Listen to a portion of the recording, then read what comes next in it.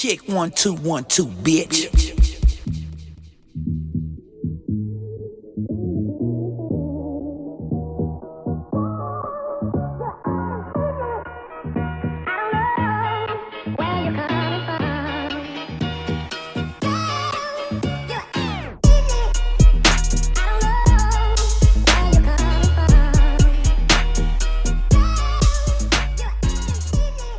Hey JC, I got a question for you. Yo. You like beer? Give me a hell yeah! I like beer. You like beer? Yeah. You get the correlation? You don't get the correlation to it, do it? Nope. That fucking, that Brett Kavanaugh nigga. The one to stand? Oh, you didn't watch none of that shit, did you? You don't get it. So yeah, what's up everyone? This is episode 106. 106 of the iLLogical Sense podcast. This is your boy Busby. And over here is JC No Hunt and Martine. Well, he got Ebola, so we told his ass to stay away. I was trying to run a joke, just be silent. I should have said that before the air, but it just got silent. Yeah, he ain't here. Yeah. So. Feel better, Martine. Yep, on your deathbed and shit.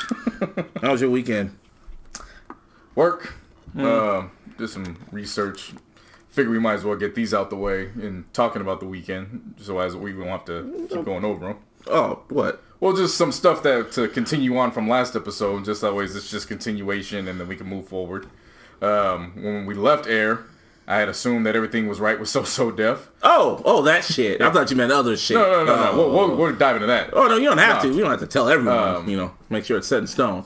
But go on, So Def. Yeah, turns out Bow Wow had actually been on social media and was like, tired of niggas keeping my name in their mouth. And then he put the little clip of JD at the Breakfast Club. He called JD a little nigga? I don't know. I'm just... Oh, I was about to say. Just basically, he was talking now. Then he's like, yeah, I'm not showing up to So Def 25. But then there was a report saying that he was already checking his bags in. So we'll see how that plays out. That's your boy. Hey, that's our weekly Bow Wow news. That's your the update. That's your boy. That is the update. I don't know how you keep track of Bow. You're the only person I know that really just keeps track of all the fuckery Bow Wow does. National treasure, man. You need like a news report. The Bow Wow report. I know. Or not that, but just like bounce with me. Something like that. Just that song. Or just random Bow Wow. The bounce with me updates. The bounce with me updates. What's My Name's my favorite Bow Wow song. It was like the 20-year anniversary of Beware of Dog album. Nah, that came out in 2001. Or 10 years. It was one of those anniversaries. It was the anniversary. It was 10 years in 2011.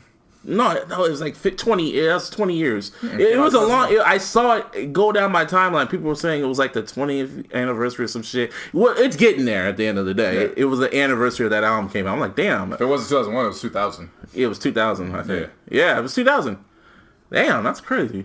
I mean, I'm old. I think that was the second. His album is now an adult. I know, right? That's wild. He was better as Lil Bow Wow. Right. Not Bow Wow, but that was... he got some hits as Bow Wow. So he got some of his biggest hits were under Bow Wow. Like what Bow Wow? I'm trying to remember. Pole in My Basement, which of course wasn't a hit, but that's an album cut that everybody rocks with. Oh, and then, of course, Out of My System. I was thinking of that, yeah. Okay. So that was a continuation of that. And then Cat Williams went and called out Kevin Hart, saying that he was going to be doing, when he had to stop in Philly, Kevin Hart could show up and they could tell jokes or do stand-up. They could shoot basketball. Shit. They could shoot the fade. They could do whatever, but there could be like $5 million up for grabs. And I was like... Does Cat Williams have $5 million? I mean, he had a fur chinchilla or a mink, whatever the hell. That could have been for rent.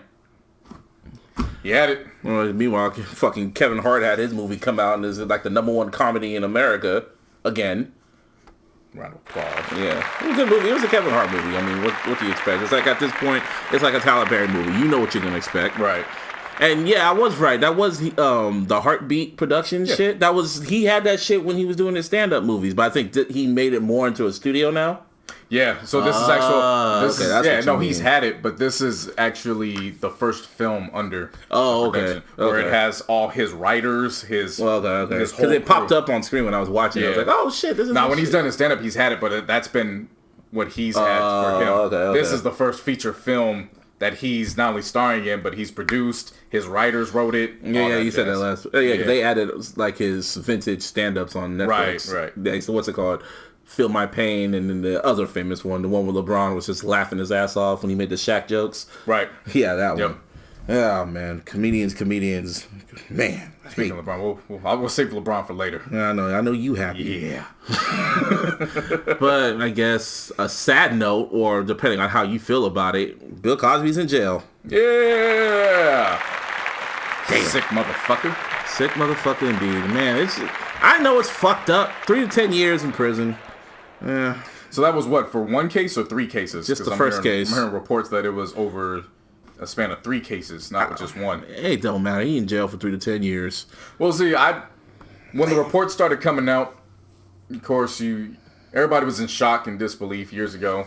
And then when he actually admitted it, but then he still told them that what was in the drink, and they still drank the shit. That was the equivalent of R. Kelly pissing on the chicks. They should have got out the way. I know it's fucked up to say he still raped the chicks. They were still unconscious, but when you tell the chicks, this is gonna knock you out, and I might do some stuff to you. Okay. What? Yeah, but depends on when he told them to. If they're already inebriated. But he told them before the fact, before they drank it. We don't know. That's the thing. It's his word against theirs. No, that's the thing that's so crazy. To me, it's sad to see. They took that nigga out in fucking handcuffs, and that, as fucked up as it is, it's like, damn, I grew up. But then someone made the distinction. You grew up to Cliff Huxtable. You didn't grow up with Bill Cosby. Oh, yeah, for sure. And I was just like, damn. Yeah. I mean, I'm just so used to his face and all that other shit, and man. But yeah, so like I said, once he admitted it, then it was like, what's left? What are we defending at this point? 3 to 10 years, he'd be out by 2 years, maybe, if he's alive by then. Yeah, I mean, a lot of people were still holding on to the fact that he was getting ready to buy NBC, which, again, it's not true. Shit, I don't know where everyone got that from. I heard that he was gonna make his own comedy network, not NBC. He was in the midst of doing his own comedy network type of shit. From the reports I read, he was in the midst of both. He was going to get NBC, and the comedy was going to be like a staple of it. Illuminati made sure, nope. Yeah. Nope. So on one hand, I get it because, it's just another way of the system going after a powerful black man. With the other one, he fucking did it. Right, but on the flip side, that's not the hill you want to die on because it's just sad. He did it. It's just sad. Of course. To me, it's just seeing that mugshot. I was just like, fuck, man. Really? It was all sad until the report came out when he was the first day in jail. Yeah, you an asshole for just laughing at that shit. Hey, I don't give a fuck. Funny's funny. For the listeners out there who did not catch the report, there was a report, whether it's real or not, I don't give a fuck. I'm telling the story. He walked in there and they said an inmate had this old, dusty, musty, crusty ass hot dog bun, and he threw it at Bill Cosby, and Bill Cosby fell down some steps, and that was just day one. Like, how long do you have to hold on to a hot dog bun? And for how do you determine that has Bill Cosby's name on it? You see, like, it's deeper than just throwing a hot dog bun. You really thought about it, huh? Yes. Okay, well, damn. I mean, I know it's fucking. I saw all the tweets all going like that. Had him in the scared straight shit. Yeah, you about to get your jelly pudding popped. Or some shit. Like, damn. It's just sad. That to me is like, damn, you did that. Damn, you were in jail. Damn, none of the Cosby Show, different world. They don't mean shit no more. Yeah, it means something. But you gotta. It just means that a sexual predator made him. Yeah. Like that. They still mean something to the people that watch, but at the end of the day, it gets robbed because a sexual predator was behind. It's like watching a Chris Benoit match. Yeah. Yeah. No, that's a yuck. That's bomb first. Then a yuck. Yeah. But the thing of it is that I agree he should be in jail. You gotta keep that same energy across the board, though. It can't just be the black man. If you're gonna put him in jail, put that one fucking soccer player. Was he a soccer player or a baseball player? The one at was it Stanford? The one who raped all those chicks. Swimmer, I think. Swimmer. There you go. Forgot his name. Brock something. Yeah. Yeah, and he got off, and people were mad about that. Yeah, because he's white. Of course. So. I mean, I say the same thing, and a lot of people were putting this up. I put this up as well. I mean, if you're going to put Bill Cosby in, that motherfucker's 80, 81. Go get Carolyn Bryant Donham, the one who lied on Emmett Till. She doing a tell-all book. Wrote a whole book about it. You don't make money off, man. Yeah, how old is she in her 80s? She 83. Yeah, she about to die. I know. You see what I'm saying? Cosby about to die. Yeah, Cosby keep that same energy. Yeah, keep the same fucking But energy. But it was the black man. People don't like keeping, they don't like keeping the same energy when it comes to certain folks. Of course. But like I said, I can see it for what it was, but at the end of the day, he admitted it, so there's no need to defend Bill Cosby. I'm not himself. defending it. It's just sad. Yeah. It's just something that, as a black man growing up watching it, you didn't want to hear or see. Damn, Hannibal Buress, man. He's the That's the wild thing about all this shit too. Hannibal Buress, the one who said it. And it wasn't even. It wasn't like it just came out of nowhere. It was because Cosby wouldn't shut the fuck up and talking down on black folks in general. Yeah. Like, that's the reason why it came out. He just would not shut the fuck up. And, instead of trying to help and teach, it was just condemning. Pull your pants up. That's why you a single mother. You fuck and then you run. That's not how he talks. Yes, now you need to put the panties up and you have to put the jello pudding in the door. You pull your pants up. Shit,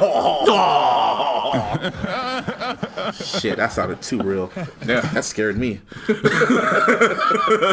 You cannot say fuck. Now when you sag your pants down, when you sag your pants, they just, it's some jello pudding and you get in the jail cell or they're gonna rape ya.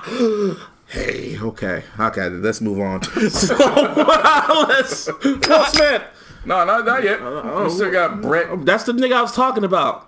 No, you're talking about Brock, the guy from... No, earlier when I made the beer joke. Oh, well, no, Brock was actually the swimmer, remember, that only got 3 months. Yeah, I know what you're talking about. This is Brett, the one the most fucking getting... the Supreme Court shit? Yeah, that's the joke I made. When we got on air, it's like, you like beer? I know, I just didn't catch it. Because I wasn't watching, so I didn't understand the beer. I understood everything else until now when I realized, oh shit, that's right. He was saying, I like beer, but I didn't get drunk. And then I like beer, and I kept drinking beer. I got drunk, I passed out. I like beer. Yeah, and then his college friend came out and said, that's a motherfucking lie. Yeah, so the FBI is going to get involved with that, so we're going to see how that plays out. Yeah. The comments, though, on Christine Blasey Ford, though, that's despicable. You saying a whole bunch of comments from what? White women. Calling her a liar. Calling her a what part of Twitter were you even looking at? The GOP? Yeah. Oh, wow. That one, Facebook. Oh, yeah, you in the Facebook world. I'm not. I'm in the Twitter world. Everyone on my side of the spectrum, because I guess I follow people with common sense. No offense. It's not who I follow. It's what gets retweeted. Oh, it gets retweeted. I get retweeted from people commenting on the actual stupid shit. Oh, wow. Made. Like fucking Ann Coulter was trying to make You pay attention to Ann Coulter. No. Oh. I'm telling you, what she you popped saw. up because somebody was responding to her. Oh, yeah. So when they retweet with the comment, I see everything. Ann Coulter made a dry-ass statement because somebody was... she is a grade A troller, by the way. Somebody had said, oh, well, the reason why illegals are here is because they don't have any opportunities at home. And she flipped it and was like, well, the reason why men are raping women is because there's not enough attractive women to be out there to date. And I'm like... What?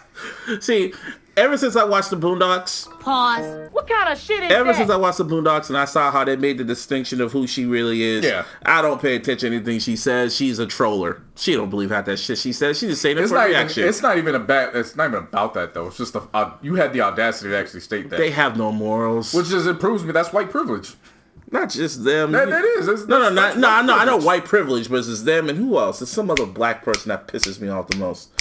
The one that's Candace. cool, Kanye. Yeah, her Candace and Owens. fucking old boy on FS1. Fucking Coonlock. Yeah, Jason Woodlock. Them niggas. Yeah. Well, whatever. Yeah, so FBI's gonna get involved with that. We'll see. We keep our prayers up with Christine. Should be alright. Yeah, because she's a professor out here at Palo Alto University. Mm-hmm. She should be alright. Yeah, but I mean, it goes to show, white people. Yeah, but in black people news, Will Smith turned 50. Hey, and nigga. Yeah, so all this shit happened on a Tuesday. On a Tuesday. Bill Cosby got his sentence put in, I believe. When we posted the damn podcast, all this shit always happens. It always happens to us. So Will turned 50 on this past Tuesday. And to celebrate, he took his 50-year-old ass out to the Grand Canyon. And jumped off a fucking helicopter and over the Grand Canyon. And that shit was dope. I didn't watch it. I watched that shit from beginning to end. I was doing some stuff, man. That shit was dope. Man, that would have been such a, I don't even want to say it. What's his name? I keep, played Carlton. He's Carlton. He's Carlton. Ribeiro. He's Carlton. He hosted the event. Of course he did. And it just, everybody knows how I feel about the great Will Smith.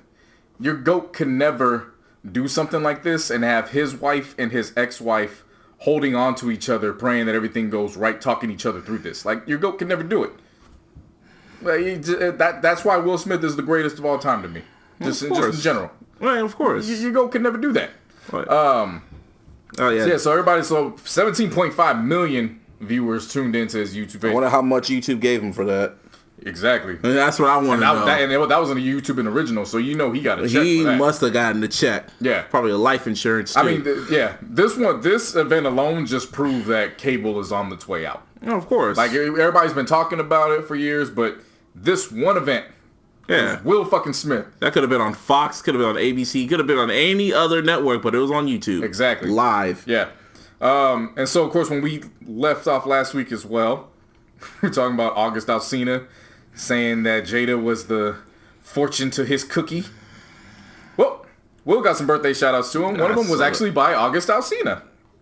Well, I'm looking at the screenshot right now and I'm like, whoa, what? Yeah, so he gave him... I'm reading it. He gave him a nice poem that I'm not going to read because it's too long. But the other two that he got... We're going to go back to that one. This is going to go into my theory about their relationship. Go on. Everybody knows what the idea is. About the Jada and Will. Everybody knows about that, yeah. Yeah. Well, if y'all don't know, they're I guess, allegedly, they're in an open relationship. Yeah. So they probably both swing both ways, allegedly. Possibly. Or they just don't give a fuck. Either or. I mean, I wish I had that kind of money where Will's just kind of like... All right, you gonna do that? I'm gonna have that nigga write me a birthday post, and I'm gonna have 2 actresses that I put and made hot. And they're gonna all come over my house. All 3 of them. Yeah. Pause. Don't press it. Just Pause. leave it. No, you should have just left it. Just. So Vivica A. Fox went on Instagram and put 2 pictures up. One was of the 2 of them at an event, and then the other picture was the kiss from Independence Day that won them MTV Best Kiss. You really had to say that. That won them an MTV Best Kiss. It did. I mean, you remember that? Yeah, 97 or 98 or 96. That's a photographic memory. I did not know. I did not remember that. Yeah. So she wished him happy birthday. And then you had Garcelle Bouvier, who of course was fancy on Jamie Foxx show. And she says, a birthday kiss for the birthday boy, happy 50th. And then she put a picture of the kiss that they had in the Wild Wild West. His worst movie. Yeah, he turned The Matrix down for that. Yeah, that check was bigger. That's all that mattered. The check was bigger. At the time. They didn't know that The Matrix was going to turn into a 3-part trilogy. Yeah, but everything happens for a reason. Keanu Reeves is the only person that could play that one. I mean, I'm saying, Man, I'm just saying, can you imagine Will Smith as Neo? I can't imagine him as Neo. Yeah. Nah, I couldn't. Would have had more swag. Nah, Keanu Reeves is the only person that could play that role. Well, yeah, because he's emotionless. That's who Neo is, emotionless. Right. So yeah, it wouldn't have made sense. I mean, if anything, it would have been only good for like one movie. I mean, it would have been a comedy. It would have been more comedic. I don't think it would have been comedic. I mean, with Will Smith's timing and shit, probably. Yeah, but it would have been more comedic. But yeah, it wouldn't. Everything would have been different. Movies wouldn't have been the same. Right. I'm just saying, in the overall grand scheme of things, he lost more money than he did making more money at the time. True. He played it safe. Yeah. That's what. After his career, he always plays it safe when it comes to certain movies. Not necessarily. I mean, remember his first movie was Kissing Another Man. Yep, and that was it. Yeah, and then after that, everything skyrocketed after that. That was the sin he had to make. I don't even want to call it a sin. That was sacrifice he had to make to get to where he's at. Yeah, because now you try to kiss him now, he'll pop you in the mouth. Yep. Mm-hmm. Oh yeah. But to go back to Garcelle, so she posted that picture, and then somebody responded saying, "You better take this down for Jay to go on a Twitter rant." And she responded back, "Bring it, LOL." And then all hell broke loose because, everybody likes to be in each other's business. Everybody wants to be everyone thinks they're Dr. Phil and shit like that. Yeah, and so finally she took it down and was like, it was a joke, but, whatever. I would have kept that shit up. Yeah. That's too logical, though. Yeah, let's see. But happy birthday to Will. 50, man. You don't look 50. Black don't crack. What was your favorite Will Smith movie of all time? If you had to pick one. Bad Boys. Okay, not Will Smith, but the one where he was like the hero-ish. Like you could pick Independence Day, fucking Men in Black. Bad Boys. And why Bad Boys? Because it was Martin Lawrence. The report came out said they're really close to signing off on the third one. Yeah. Yeah, no, like the producers, the studio is about to greenlight it. Yeah. So I was like, for me, I would say it's a split between Independence Day and Men in Black. I mean, Independence Day, he was third on the bill. That's what I mean. But he was still the star when they promoted it. They promoted him, but he was third on the bill. He had the third most. It went to Jeff Goldblum and Bill Pullman. But everyone remembers Will Smith. Of course, yeah. That was the and that was around the year he released like 2 superhero movies. No, not superhero movies. 2 movies where he saved the world. There was Independence Day and Men in Black, back to back. Yep. Yeah. Then he did Wild Wild West. He did Wild Wild West and he got greedy. Yep. He got greedy. Hey, he wanted that moolah, baby. But then he also did, what was the movie with Anthony Hopkins? That was a good one. State of the Union? State of the Union? No, Enemy of the State. Yeah, there you go. That was a good one. That was a good one. Pursuit of Happiness was good. Mm-hmm. That was, Everyone always, I'm going to make... iRobot was just funny to watch. iRobot was a good movie. That's underrated. That was a good one. It was good, but I was more intrigued by his soul patch. His soul patch? Yeah, remember he shaved, but he only had the soul patch underneath? Oh, yeah. And I was like, I Am Legend. That's a look. I Am Legend was a good movie besides that stupid ass, the theatrical ending. The alternate ending is the one they should have kept. Yeah. Yeah, that was bullshit. I loved I Am Legend. He should have gotten a nomination or something recommended because he carried that whole movie. Exactly. And one other one that I liked. Oh my God, I see it in my mind. Oh, this is going to probably get backlash, but the one he did with his son, After Earth. You remember that one? I never saw it. Yeah, the one M. Night Shyamalan did. Everyone hates that movie. I'm the only one who did not mind it. I actually enjoyed it. And I never saw it. Jaden Smith did a great job. M. Night Shyamalan did that shit. M. Night Shyamalan's going back in his bag, though. I don't know if you saw the trailer for Split. Mm-mm. The one that's going to be pretty much the mashup of Unbreakable and... not Split, Glass. Oh, yeah, I did see that. Yeah, it's going to be the mashup of Unbreakable and Split. And yeah, I don't know what it is, but M. Night Shyamalan, he's been on his bag lately, so, yep. Oh, yeah. Give me a hell yeah. But yeah, getting that moolah money. Yeah, but back to real quick, the bungee jump itself was funny as fuck. I saw this shit, yeah. Like that I saw that. Hilarious. And what was funny was they kept blurring out him cussing. I'm like, why the fuck are you doing this? Like, it's YouTube Premium. Let the shit go. Nah, you don't want to get sued. You can't. I know, don't make sense. Yeah. I'm just trying to say what. Man jumping 1,000 feet from. He could have died. Yeah, but they could have, cut it off before he hit the ground. Hillary Banks, I love you. That was the funny thing about that too. He said after he got down and he's talking with him, he goes, "When I jumped, I realized I forgot to say the line," because he was gonna say that as he was jumping down. Hillary Banks, I love you. No, will you marry me? Will you marry me? Bop. You know how many memes that would have popped off if, God willing, no. But you know how Twitter is. They keep that same energy. Yep. No matter how fucked up. Anybody can get it. Anybody can get it. Yeah. So you are really happy. Yeah. So around this time, Wayne went to Twitter and said, "I have an announcement, 5 o'clock." And I hit it up like, "Well, it's coming." I was like, "Oh, Carter 5's dropping, cool." Yeah, that was my reaction. I was like, Carter 5's dropping, but before you go in, I was gonna say, if y'all have been listening to this podcast since we started, JC has been very vocal about Weezy. Very vocal, am I right? Yeah, you kept yelling, just retire. You were saying he's trash. Everything he's been releasing is trash. He only has it in spurts. Trash, trash, trash. Mm-hmm. And then, So the album, he announces the album, which then that was a funny announcement. Well, then it was also one of those. That shit was funny. It was also one of those things where I was like, damn, you still out of date because you had to make an announcement for the announcement. Like, nigga, we don't do that shit no more. We just drop that shit. How did he say it? I He said, I will be dropping the Carter 5 on my birthday. And turned around. Once again, I will be dropping the Carter 5 on my birthday. If you don't know what my birthday is, Wiki. it's on Wikipedia. Wikipedia me, bitch. The way he said it and everything, and how he walked away with his drink in his hand, just No, he was like, I realized there was some confusion about my album dropping, so I want to clear some of that up. I will be dropping the Carter 5 on my birthday. And turned around. And then turned around. Again. I will be releasing. We could do the whole episode just saying that voice. Yeah, exactly. Will Smith bungee jumped on the Grand Canyon on my birthday. On my birthday. So that came out and I was like, all right, cool. Carter 5 drops. 36, right? Yeah, he turned 36. You don't look 30. Well, you look. And then at that point, I was already in the midst of doing another playlist idea for the Throwback Thursday. And then that came out and I was like, oh shit, his birthday is on Thursday. Well, let's scrap that. That's an easy. I got 500 different Wayne playlists. That's easy. Yeah, you know your boy. See, it's easy. When you're a fan of somebody, it's easy to do a playlist for that. Actually, I feel bad for everybody that was able to get the playlist because I had the cuts that weren't available. And then it actually surprised me because the Hot Boys discography isn't on there except for the Let 'Em Burn album, which was the final one. Nobody really talks about.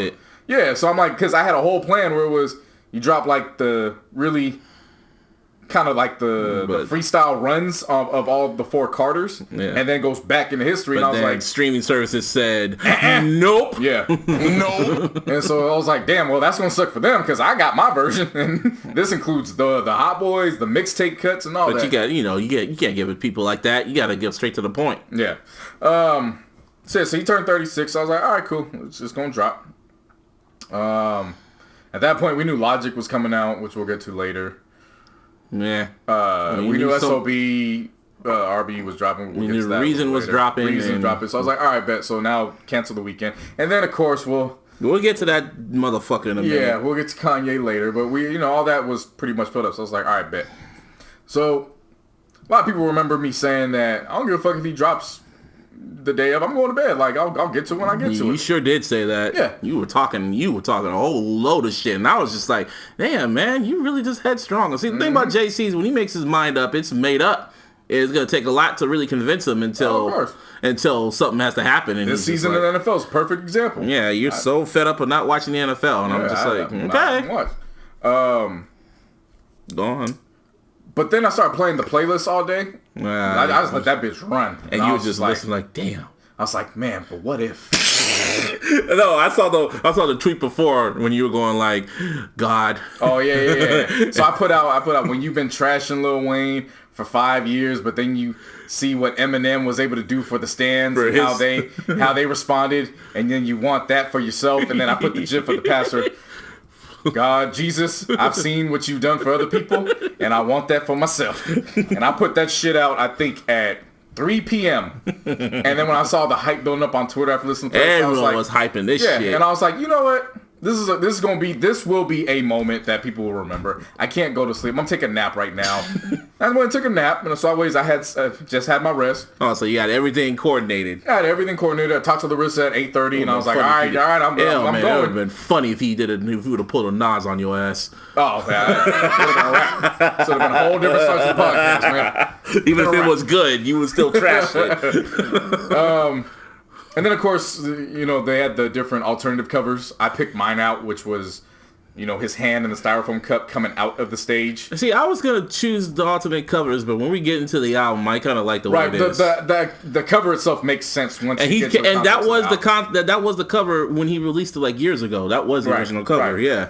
So I had my cover ready, and then it drops. Shout out to Chris Uno because he was the first one I saw that put the link out. So I was like, all right, man, he'd be first on everything. Yeah, I always say when something, even last week, because when the Wayne album was skeptical last week, I was like, yo, if I don't see you posting it, I'm just not gonna be whatever. All you can do is just go through Apple Music. That's all he goes through. Well, no. What I'm saying is he's usually spot on the money with everything. Even with finding stuff that I didn't even know came out. So I'm like, if Chris ain't posting it, whatever. So it drops. I'm like, all right, let's... No, first thing you saw, as soon as you click it, as soon as we both clicked it, first thing I saw was, whoa, 23 tracks. 23 tracks. I was like, oh, shit. Well, all right. I was just like, I'm glad I took a nap. You know how I feel about 23 track albums, man. It's just, anything above 20, it's like, fuck. So it was what, an hour 28 minutes? Hour 38 minutes. Hour 30, hour 28, hour 38, something like that. One of those. It was a long ass album. Press play. And after I got done pressing play, when the album had finished, I said, you know what? This is the equivalent of Kobe's 60-point game. And I'm happy with it. Even the shit that I was like, I could skip, I could do without. It was important because this was a project that was, 5 to 6 years in the making? When did he announce it? I mean, Carter 4 was out in 2011. And I know he said C5 was... Dedication 4 was in 2012. And he announced Carter 5 was coming like around 2012, 2013. Around Dedication 4, so it's about... And I remember he was dropping all those singles. And he made... I remember the original idea, because I remember when he was dropping those videos on his YouTube page. And he put up 2 track lists, because I guess the album was too long. So I guess double album. It was going to be... He was going to release it like separately, if I remember correctly. And I remember he was saying Drake was going to be all over it. He had Believe Me. What were the songs that... Believe Me and Grinding. Grinding. I thought Believe Me was like the best one. And Grinding was underrated though. Grinding was the more gutter. That was like their B-side. Yeah. But I just felt, I remember around that time period, I felt something was just off about that whole rollout. I was like, something just seems off about all this. And then I remember also seeing he had Kendrick on there. And I was like, oh, and this is back when, I think when Good Kid, Mad City was, it was in between Good Kid, Mad City and To Pimp a Butterfly. Right. So I was just like, okay, let's see what he got. But then I remember when the album was supposed to come out, it didn't come out. And I remember he went on Twitter, and was that when he announced it? About fuck Birdman? Fuck Cash Money. Or that's when he did Sorry for the Wait. Yeah. And then afterwards, that's when everything came out about the contracts. Yeah, when he came out on Twitter. I was like, oh, shit. Right. So then the running joke, Carter 5 is on detox status. Yeah. Yeah. But like I said, I was pleased with it. There's definitely songs that sound like they were recorded years ago. That didn't bother me, and I was confused why that bothered me. What song sounded dated to you? What was it? Dark Side of the Moon with Nicki. That definitely sounded dated? Definitely sounded like that was recorded around Pink Print. 2014-ish? Yeah, that sounds like that was recorded then. Mona Lisa definitely sounds like that was recorded a while ago. Yeah, especially it kind of. I never really thought of it that way because it was just like it still holds up. What's the thing with this? Crazy shit about it. What's the asshole from the pharmaceutical? Was it Martin something? Yeah. Remember on the snippet he was actually playing Mona Lisa. So yeah, I heard. I was like, oh wow, so he really did have the album. Yeah. I wouldn't be surprised if Dope Niggas, which is one of my top 5 on the album, wouldn't be surprised if Dope Niggas was a while back, but even then, like that shit. That's the thing. Some of these records, even though they sound dated, you can't really put your finger on it because he did a good job of not using references that were dated. Yes, that's really how you could tell was the voices. Like the one with Travis Scott for sure was a dated one. Yeah, well, yeah, because Travis Scott tweeted that back in 2014. Yeah, and even then, you hear his voice sounds super days before rodeo. Yeah, so if you really fuck with the artist, you can kind of tell how their voice sounds and how their flow and everything. Right, so. But to me that shouldn't have mattered. Number one, because again, this was an album that was 5 to 6 years in the making. Mm-hmm. Number two, they said we're probably gonna get 2 new Tupac albums by the end of the year. I hold my breath. I mean, Afeni been saying that for even when she was alive. She's been saying that for years. Even before she died, she kept announcing that shit. Nothing came out. So but you gotta remember, wait and see. You gotta remember. I don't think it's a coincidence that this comes a week after Suge got his sentence. We're gonna wait and see. I'm not even getting to that. The point is that even if those drop, those are gonna be some dated ass lyrics, but everybody gonna be tuned in because it's pop. It's pop. Yeah. So what the fuck does it matter?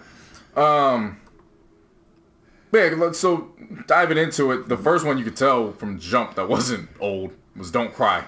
You told me you reread something about the backstory on that. How'd that happen? Yeah, so because Triple Extension, rest in peace.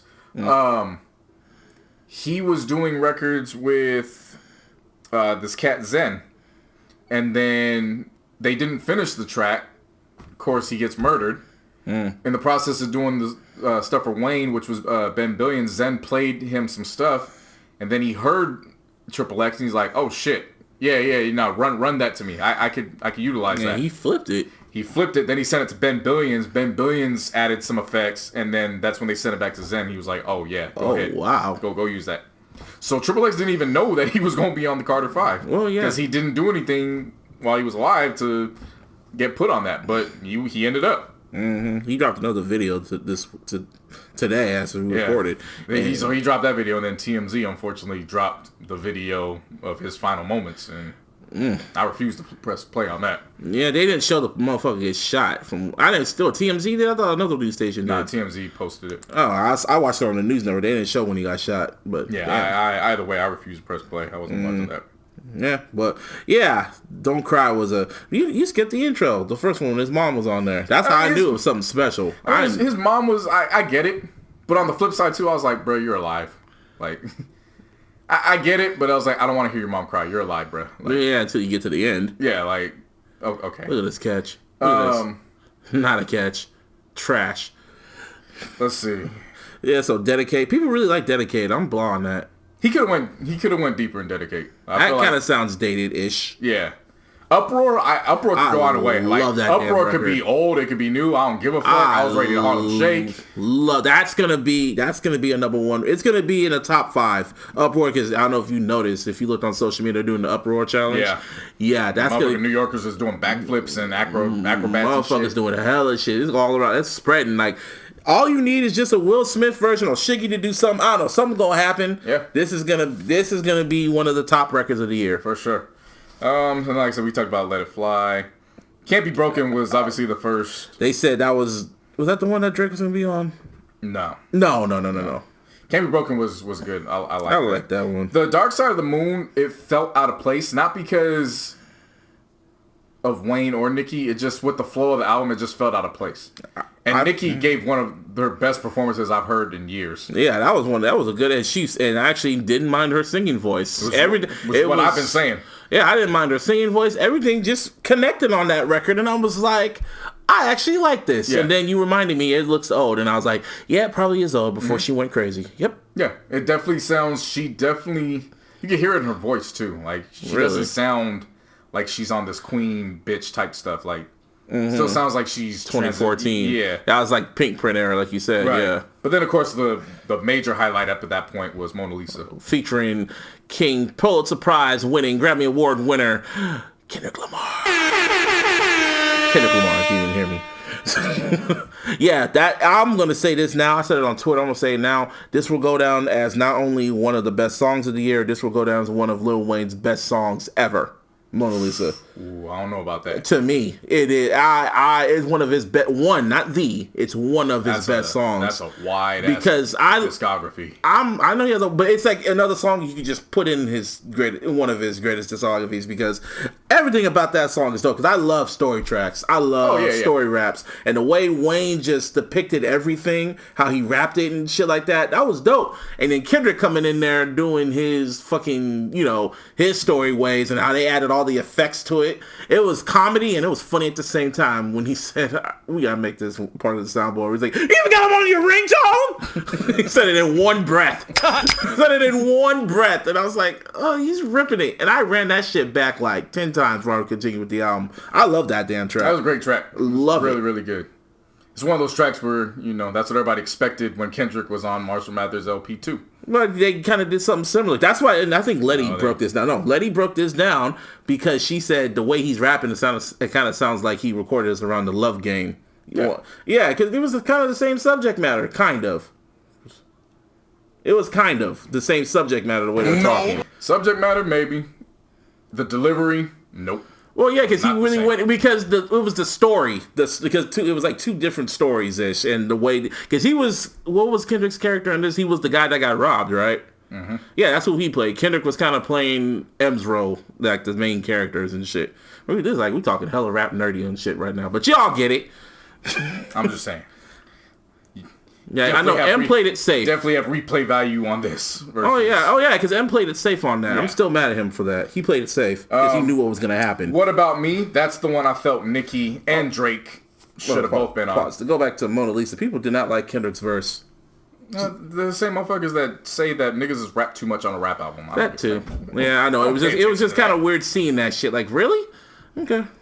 Anyway, you said, "What about me?" Yeah, that song was gonna feature Post Malone because I remember they said glad it didn't. Yo, yeah, because they said he rushed and did a last minute version. He could have fit on here. You don't like Post Malone. When he plays his pocket, when he plays his Post position, Malone, but for this, I would have preferred Nicki and Drake on this one. Yeah, they said Drake was supposed to be on it. Actually, he was supposed to be on it. He's supposed to be on another one too. Yeah, he's supposed to be on What About Me, and then I guess they said Drake recorded a verse, and then what's his name?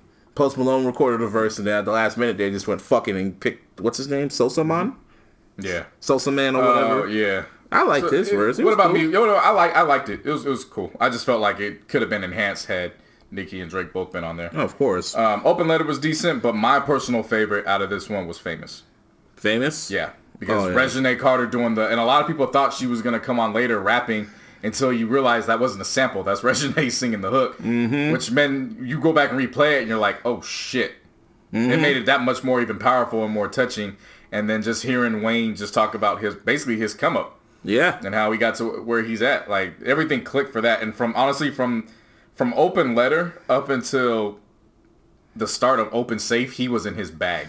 Oh, you didn't talk about Dope Niggas? Well, I was saying. Oh, yeah. Though that 5-song breakdown. Oh, yeah, he was really good. Because then you get to Hitters, and then that's where Drake makes the appearance. His little snippet. Right.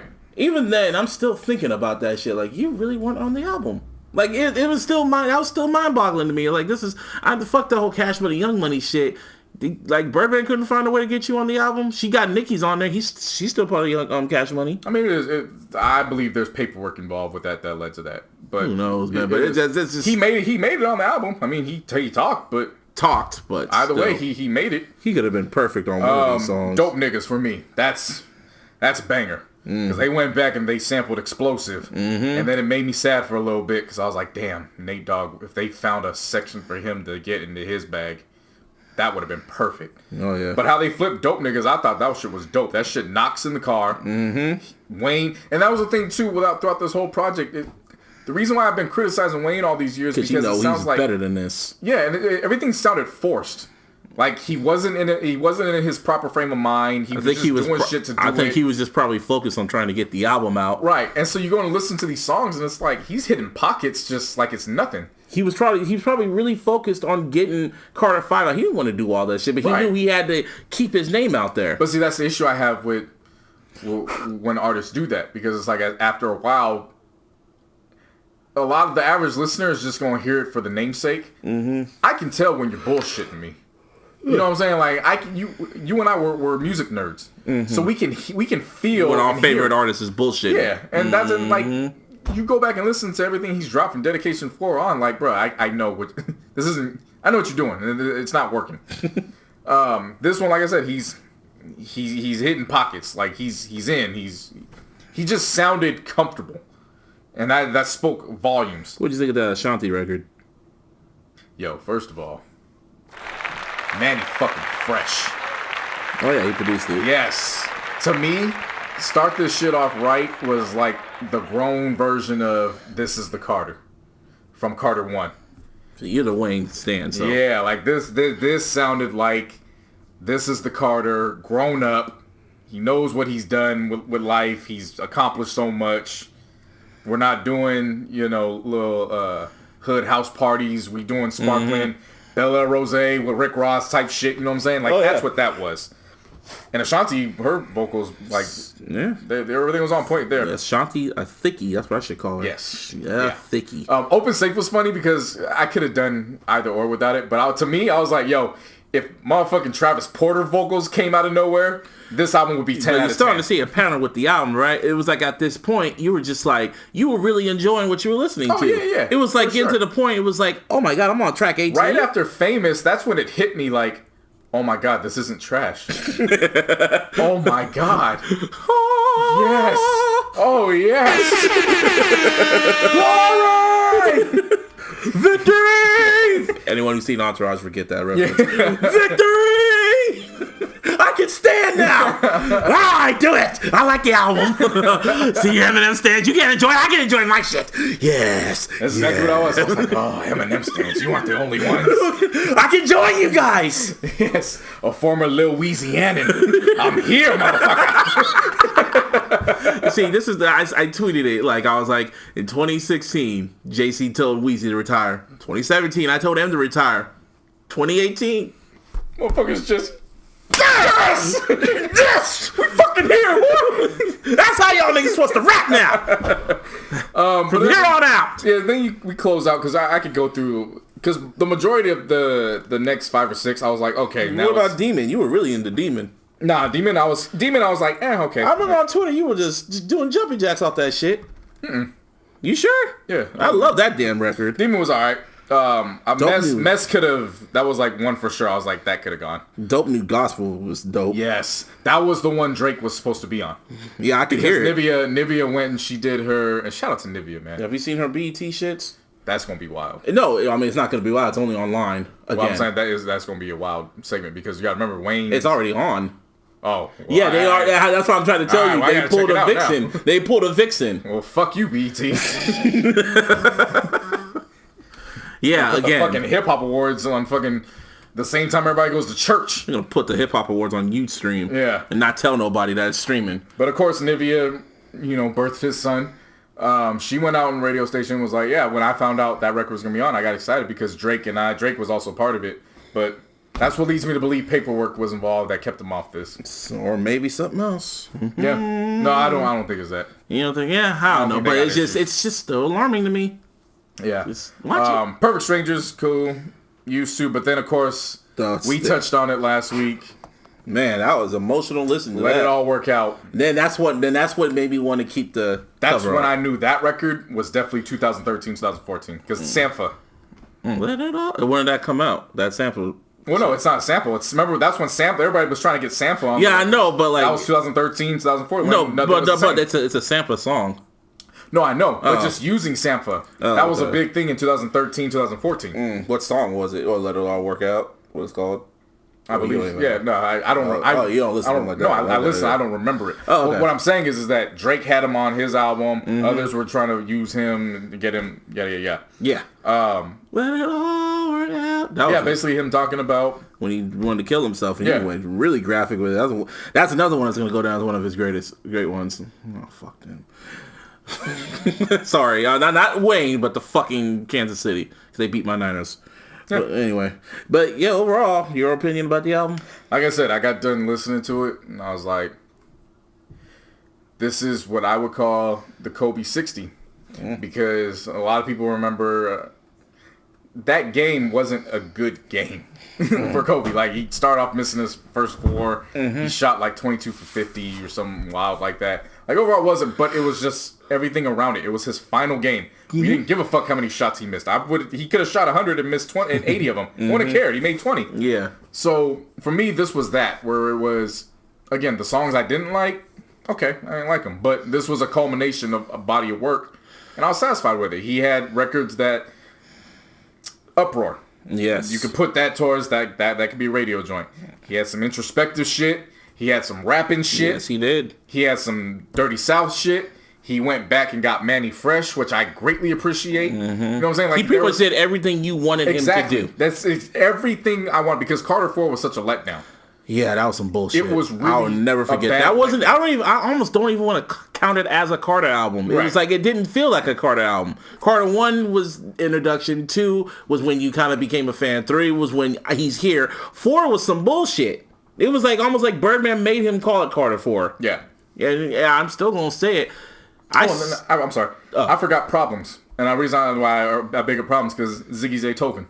Oh yeah, beat. And then that shit that shit was grimy as fuck. Like, that was like 500 degrees. It was pretty much this. Like I said, this went how I felt about the M album. This is how you feel about the Carter 5. Both of our favorite artists did exactly what we wanted them to do. Right. Just rap. Now, does that change how I feel about him retiring? Hell no. No. I feel like this should be his walk-off. He goes off to the sunset. But I doubt it because he's free. He has It says Young Money. It says it right at the very bottom. It says Young Money is now separate from Cash Money. I guarantee he's probably going to go on a wild-ass fix and drop 4 projects next year. He has artists on the label, too. But as far as I'm concerned, this is his final project for me. And I'm cool. I think he even feels that way, maybe. Possibly. You know, I mean, but like again, for me. It was more about the celebration that it actually came out because we gave up hope on this project. I knew it was good. I had a feeling it was going to come out. I knew. I thought it was going to come out eventually, but I thought it was going to come out after he was dead. Because the way the last few years have been circulating. Man, can you imagine that would have happened? Seizures and shit. Can you imagine that would have happened? You would have been so angry and heartbroken. Oh man, but it didn't. He's alive. Yeah, thank God. I mean, personally for me, when it comes to Lil Wayne, I appreciate him. At the beginning, when he started popping off with the Carter series and all that, I was borderline. I didn't hate him. I didn't love him. I was like, he kept me intrigued. You know what I mean? I was like, you're quite intriguing. Like, I don't know what it is about you, but every time you rap, it'll be borderline garbage, but borderline good. And by the time the verse is over, it's like, I don't know. That was interesting. It was an interesting verse. You know, then I went to the whole mixtapes and shit, and I got it. And then Carter 3 is when he arrived and shit like that. Which is wild because when you think of somebody that arrived, motherfucker had been on the scene for 10 or 12 years. Yeah, that's why I was kind of iffy on him when people were saying, you need to start checking out Lil Wayne now, man. I'm like, what the fuck? Driving like it's hot, nigga? The fuck? No. Yeah, when he was Lil Doogie.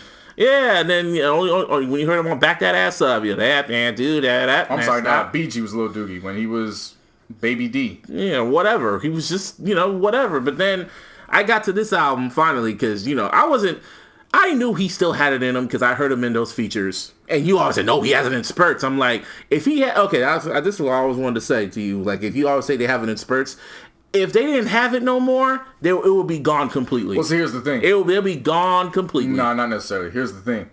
I believe this album is, because it was 6 years, it's a bunch of spurts. He picked out the best of them. Well, what about him? Oh, to him. Okay. So that's why I guess I'm pertaining that to M, for my opinion. Well, okay, because with me,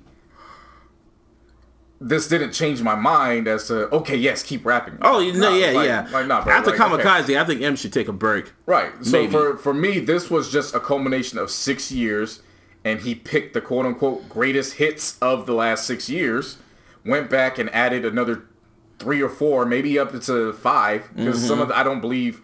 I gotta look for that Carter. I gotta look for that video he posted when he made the announcement for Carter 5, because he showed the track list. Oh, yeah. After this, I'll probably look it up because I remember that Kendrick song was there. But overall, my opinion of the album, you know how I feel about 20 tracks album. I'm just when do you start getting fatigued when you listen to those type of albums? Well, it depends. Depends on the artist. Yeah. Like, okay, when they dropped their fucking epic ass shit. Hated that shit. I know, but when did you get fatigued? By like track what, 10? A third through. So they were 24, so I about track 8.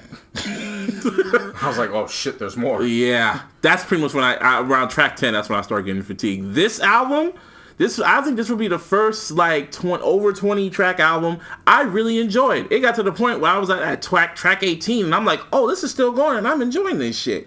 Even the fillers sounded dope. That's what I'm saying. Lil Wayne kept you intrigued. And I was just like, and when it was over with, I put my headphones down and I was like,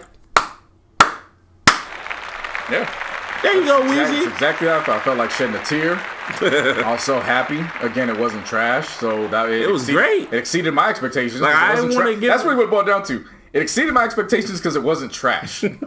Now, out of the 23 tracks, there were about a good solid 14 where I was like, "That's it. Those are the ones." The other 9, it was either. If he would have took those songs and just did that, like if he would have took those 14 and then for the fuck of it, went back and either added "Believe Me" or "Grinded" as bonus tracks. No, just put it in the album. Just added one or the other, and added them within the context of the project. Believe me. If he added that, we're probably talking about it as a possible top 10.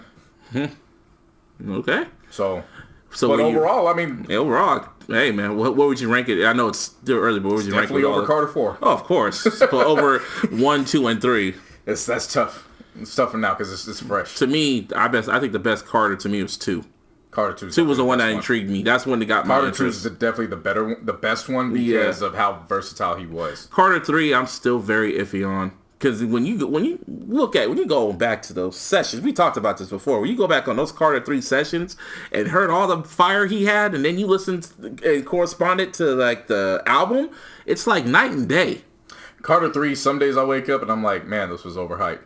And then other days I wake up and I was like, this is a bona fide classic. So it's like it just switches depending on your mood. It's just the day. The day. However the sun aligned with the moon and the stars. All the horoscopes and shit. Yeah. All the stars and the moon and the jello pudding and... Yeah. Yeah. Yeah, so pretty much Carter 3 is just... So what? So what's your ranking? I already said it. I said Carter 2... I'm putting the Carter over Carter 3. Yeah, Carter 1...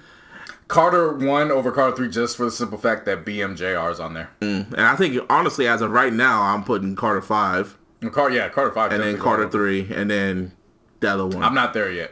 I know you ain't there. You're the fan. You got to really think about it. You're the real fan. To me, as much as I don't necessarily have it just 100% where C3 is a bona fide classic, you go back and play that shit and it's like, he was still hitting on that. But then again, when you listen to it now, they took out the fucking certain tracks. I don't listen to the streaming. No, I don't blame. I have the other version. I listened to the iTunes version I bought back in June of 2008. Did you buy the physical or did you actually buy it on iTunes? Nah, I bought it off of iTunes. Yeah, you're not a real fan. You should have actually went out and bought the physical. But then again, I barely bought any physicals. Damn. You gotta understand, I was moving. I was going back and forth with college. Yeah, true. So like shit was getting lost, and I was like, I'm not dealing with that. Just keep me from my shit. Yeah, that's when Carter 3, when they dropped like 1 million. I still to this day believe Birdman bought those Carter 4 copies. Oh yeah. It's like I remember the head. What was it? The number one trending topic on Twitter was things that are better than Carter 4. It was worldwide. And then Birdman came out saying, I guarantee you Playboy is going to sell 1 million. And then the projections came out and all of a sudden they had over 800, 900,000. I'm like, nigga, what? And then it jumped. What and I'm kind of like, shit is that? this is like 2 weeks after Watch the Throne dropped, after Jay-Z made that baby money line. Like, nah, bro, you didn't sell that much. And then week 2, there was a fucking drop-off. A huge drop-off. Bro. Yeah, don't play me, Birdman. We know you bought those. We don't know how. Probably with all the producers' money and shit, but of course, allegedly, people. Yeah. But these numbers ain't fake. Nah, this motherfucker. So I was saying, okay, if he pushes 100,000, like that's cool. It's a good first week. And then the projections came out and was like, nope. This is Lil Wayne we talking about. He has that fan base. 475 to 525,000 with streaming era. Because remember, he's streaming. Yeah. Yeah, that's. And this is like his first official album. Like that's Wayne in his prime numbers. Mm-hmm. Like for sure. Yeah, I was kind of shocked. And they're saying he's projected to pretty much have the biggest. He already broke a streaming record. So he had the second highest streaming record next to Arbery. Yeah, for Scorpion. Yeah, don't mind JC's stretching out right now, getting Arbery. But yeah, shout out to Lil Wayne for that. Hell yeah! Like shout out to Weezy for that. It's by the ice. Oh, what are you looking for? Water? Yeah. What are you looking for? Water. Oh, did you put it away? Oh, it's right by the ice. Right in there. Get mine too. We live, people. Every time something like that happens, I just say that shit. We live, people. But yeah, congratulations. Shout out to motherfucking Lil Wayne, man. Yeah, I mean, both him and M, they came through. Yeah. That's what. You know, what do you think about when he was on those songs with M and him? What, No Love and Drop the World? Great. You like Drop the World? Kind of sounds dated now. Have you listened to it? Yeah. That got me excited for C5. Yeah. What do you think about Rebirth? I actually Rebirth and I'm Not a Human Being. I actually liked Rebirth. I was like the only one. I was like one of the only people that actually kind of liked the album because it was different. It was different. Wayne, but there was a bunch of misses on there. I don't know, Drop the Word kind of sounds dated now. Especially when I heard M's verse and I was like, oh wow, you were rapping on this. No Love was dope. I remember even Weezy's ad-lib when M was rapping, he was like, shit. Yeah. Shit. He's like, yeah, no, that was a dope setup where they brought Wayne back to ad-lib M's verse. Mm-hmm. That was dope. That was a good one, yeah. Especially how Just Blaze produced that shit. Mm-hmm. Yeah, man, good times. Yeah. So So as we finish from Wayne, we got... All of a sudden, Mr. Young Thug decides to... imposter or wannabe. All of a sudden, out of nowhere, because everyone called him Young... See, I'll never forget that day when he was going to call his album... It was a Carter 6. He wanted to call it Carter 6. I will never forget that shit. And I remember there was some Thug fans that actually wanted that title. And I'm like, I'm not a Lil Wayne fan like that. But you don't fucking disrespect that nigga like that. What's wrong with you? That's why he sent that cease and desist to him. Like, fuck out of here. I was like, I said this on Twitter a long time ago. Him calling it the Carter 5 is the equivalent of Riff Raff calling his shit the Marshall Mathers LP3. Yep. Fuck out of here. And man, so anyway, yeah, Young Thug, he dropped, like, we forgot to talk about it last week because he dropped it on Tuesday or when we were recording, just randomly. He dropped his On the Run, or On the Run, how you say it? On the Run, but on the yeah, you gotta pronounce it. On the Run, like I'm trying, I sound like I'm trying to say it. On the Run. So on the run EP, I didn't care for it. I didn't listen to it. I listened to it, but it was just like, and now I'm kind of just realizing, because every time a Young Thug project comes out, I enjoy his features. I do. Mm-hmm. I've grown to enjoy his features. Some of his songs, like the singles, I'm like, okay, it's kind of cool. Right. But everyone always talks like he is the greatest thing ever, and it's been like this for what, 3 years now, 4 years. He's supposed to be like the next big thing. When was it when 2014? When I turned my back on him? Because that was 2014. Was we started the podcast when in 16. Danny Glover came out. Yeah, that was 2014. So then 2015 was when Mike Brown happened. So yeah, around that time. Yeah, so 15, 16, 17. 4 years, right? Yeah. And he's dropped a bunch of quote-unquote mixtapes and EPs. And every time he drops a snippet or something, it's like, oh, this album's going to be fire.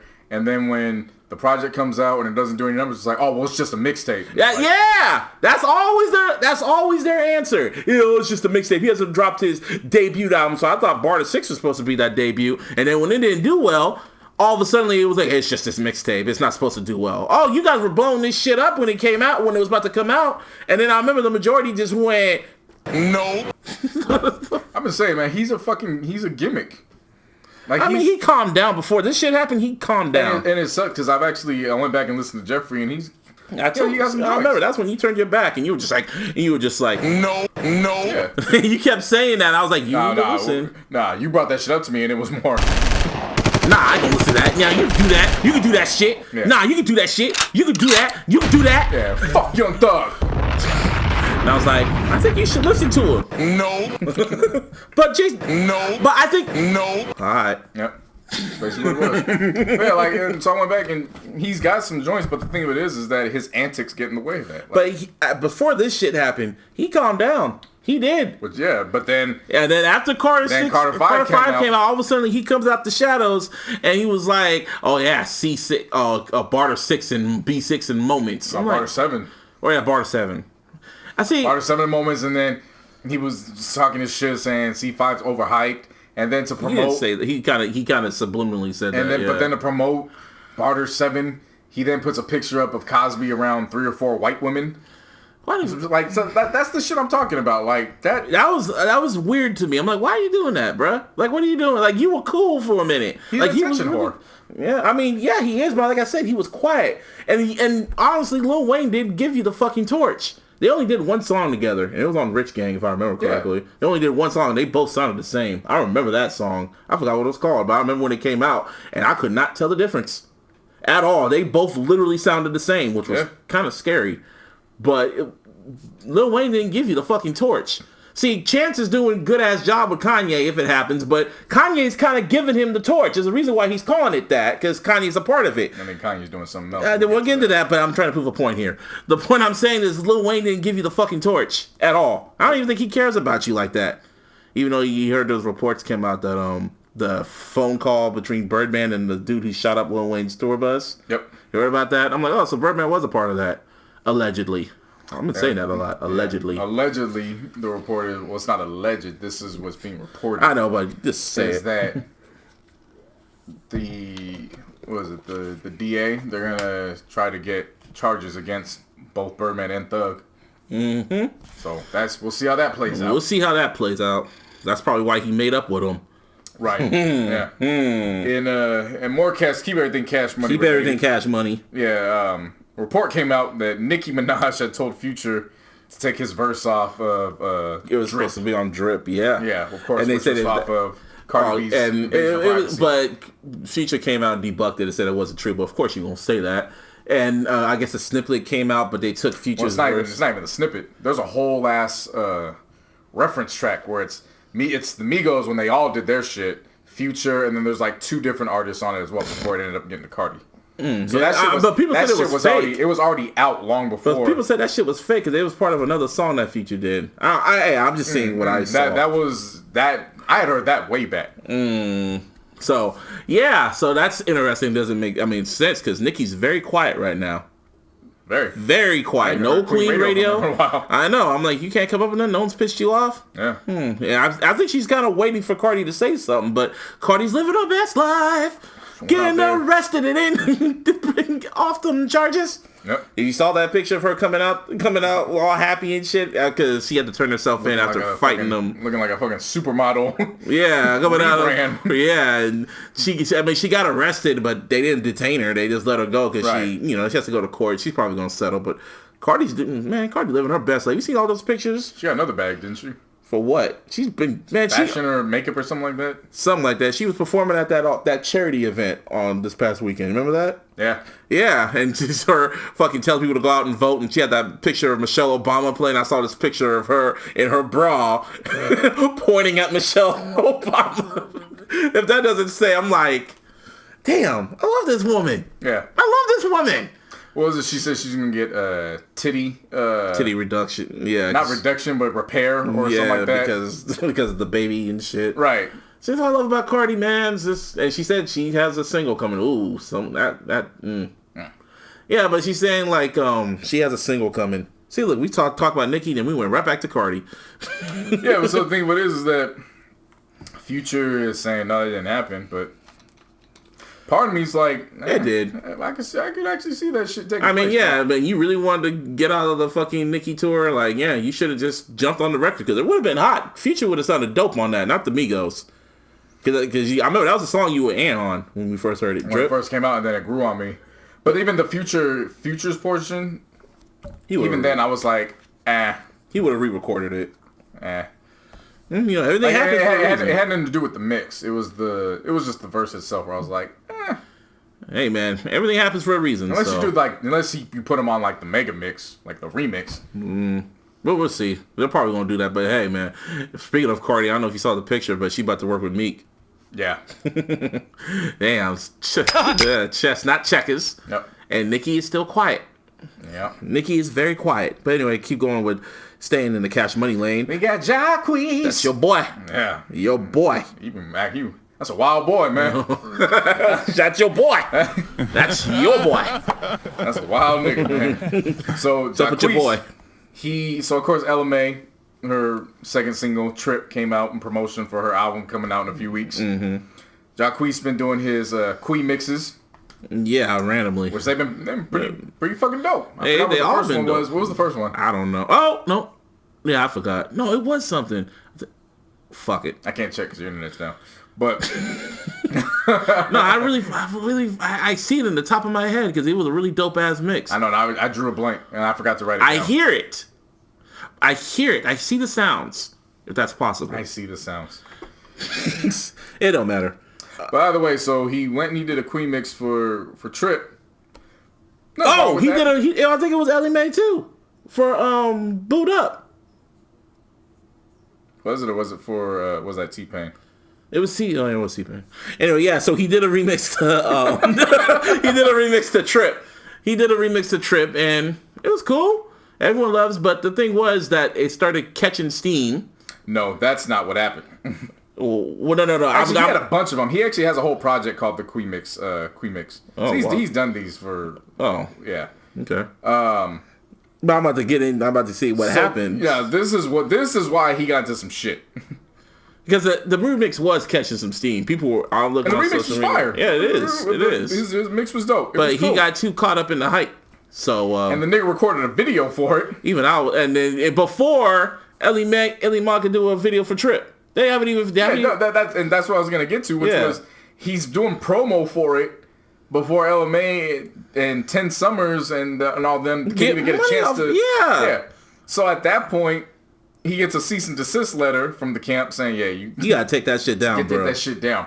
Now, people don't understand the business. They were blaming LMA. Like it was her fault. Yeah. And then he added to it when he retweeted it with sad emoji faces and shit. Like he was blaming her. Nah, nigga, it was the label. Like, what did you think was gonna happen? So then it was funny because then somebody asked T-Pain, they're like, "But you did a remix," and he goes, "Yeah, and that's why y'all niggas wonder why I don't put my shit on iTunes and Spotify. I don't deal with that shit." And so then they were like, "But you guys weren't the only ones." And he goes, "But that nigga was trying to monetize it." And that nigga came retweeting and was like, "No, the fuck I wasn't." I was like, "Nigga, you shot a video for it. For real. And you put it on YouTube. For That's real. monetizing. You were making money. You were gonna perform that song. You were gonna make money off this shit before she could make money off any of it. And plus, she probably liked it, but what the fuck? What the fuck? Give me, like, come on, it's business at the end of the day. I'm not even in the industry like that, but I know common fucking sense. Come on, this would be a logical sense. See, logically, this is what I would have did.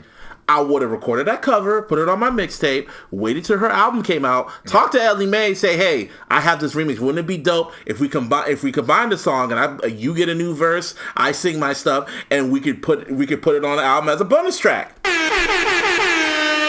She put a ding, like, duh. But instead, illogically, you did the Bill Cosby. Well, what I did was I filmed the video, and then I did this and that, and ate some jello pudding, and everybody retweeted it. Everybody retweeted it. Oh, it's my song. See, that's why, what's his name? Remember when Tory Lanez took Controller from Drake? Made the better version of the song. Well, that shit was. That's why that worked. Oh yeah, that was the better version. Number one, they were in the middle of beefing with each other. And number two, he released it when it leaked. Right.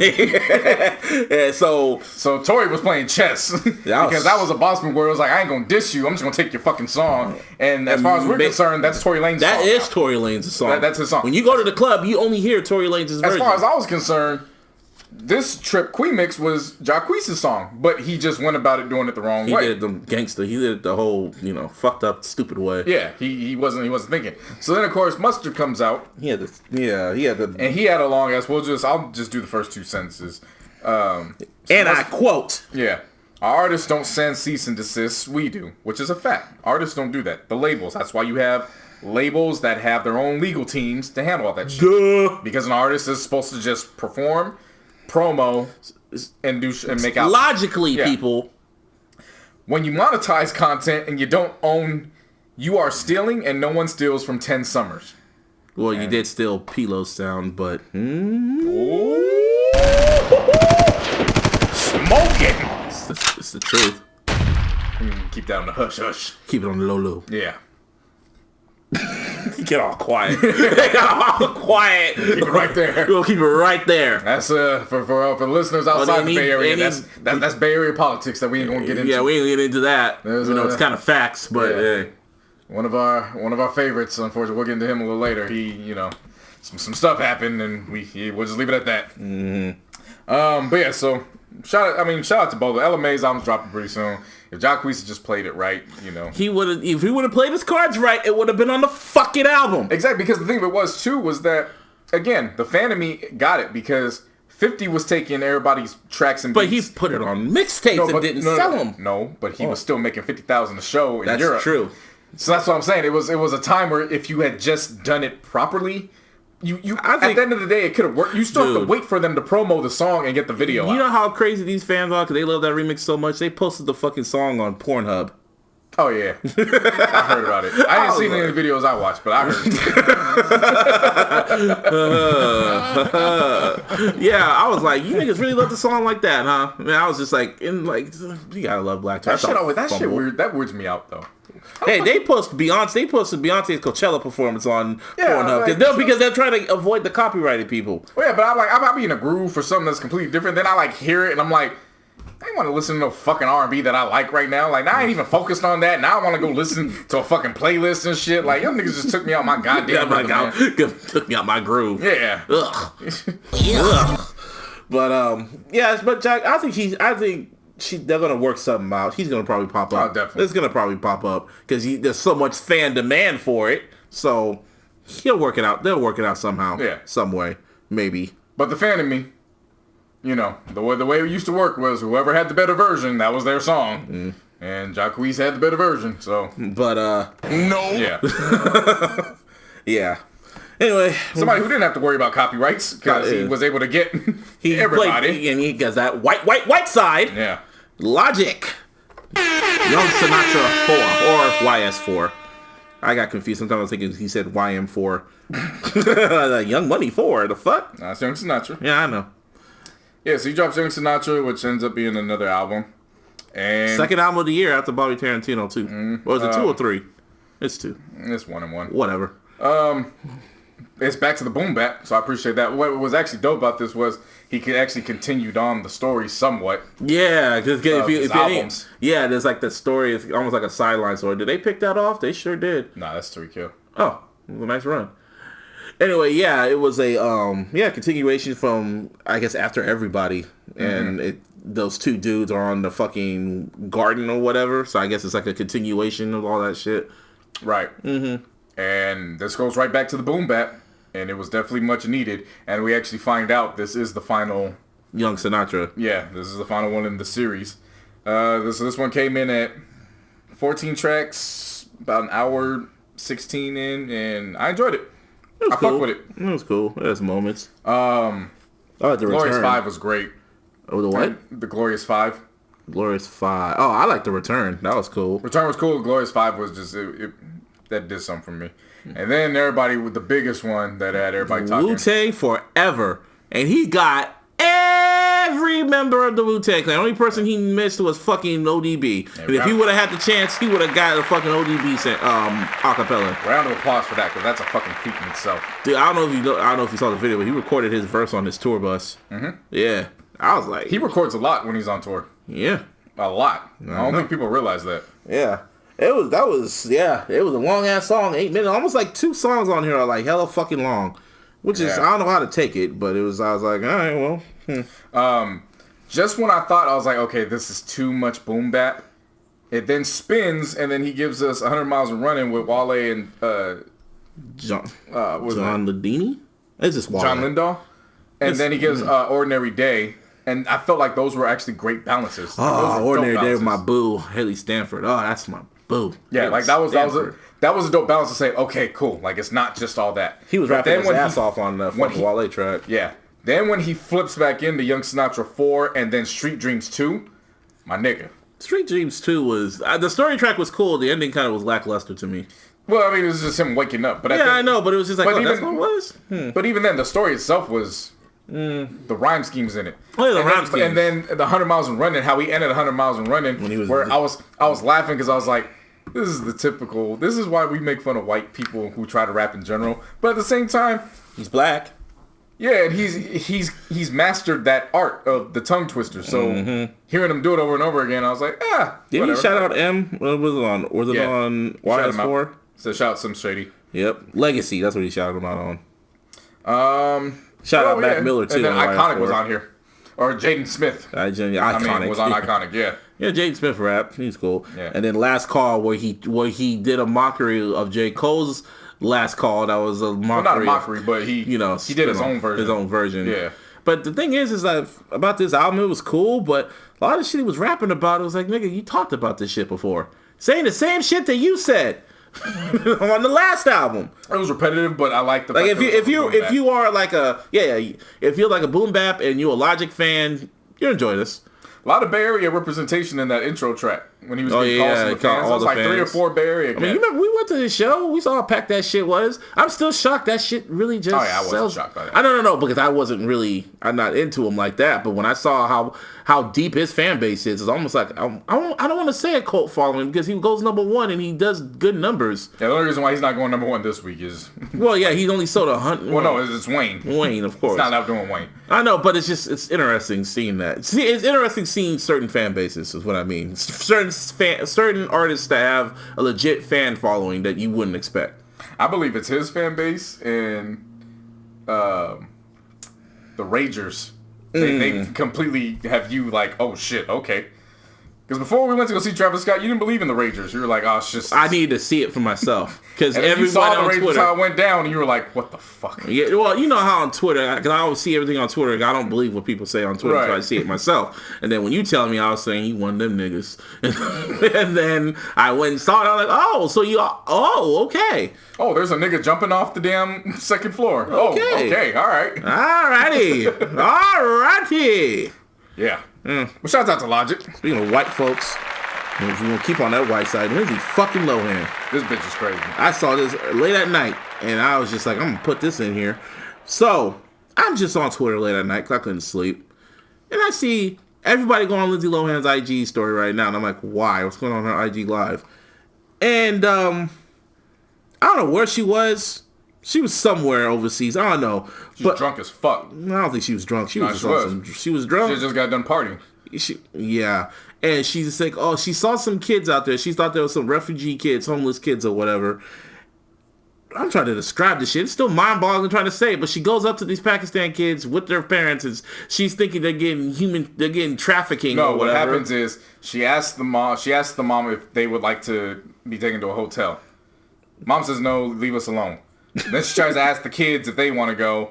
They say, and she's like, don't talk to my kids, leave them alone. Then she goes on and uses this fake British accent. Yeah. To then demean these people, talk bad at them, tell them, oh, you don't turn your back on Pakistan, or watch out for some shit like that. So then the mom and them got up and was just walking away. So she followed them while she's still on IG Live. That's the mind-blowing part about it. She's still on IG Live. So then she goes and tries to grab the kid, like, no, come with me.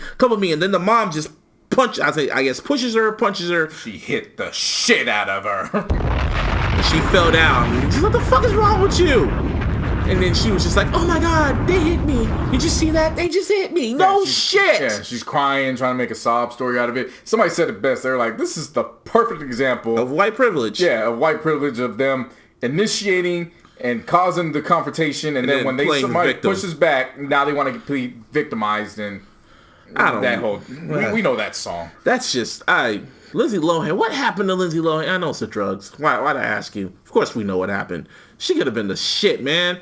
She could have been right up there with Emma Stone and them. Yeah. Man, them Mean Girl days, man. And Freaky Friday, those two, that era of Lindsay Lohan, shit, she looked good. Them titties were on point. And then Wilmer Valderrama. And then she kept partying. I remember hearing, was like, oh, hey. No, I remember she was going to parties, and I remember hearing like, oh, she really likes black guys. And I'm like, oh, I have a shot. That was back then. Now, her titties were so on, man, them titties. Sound like a perv now.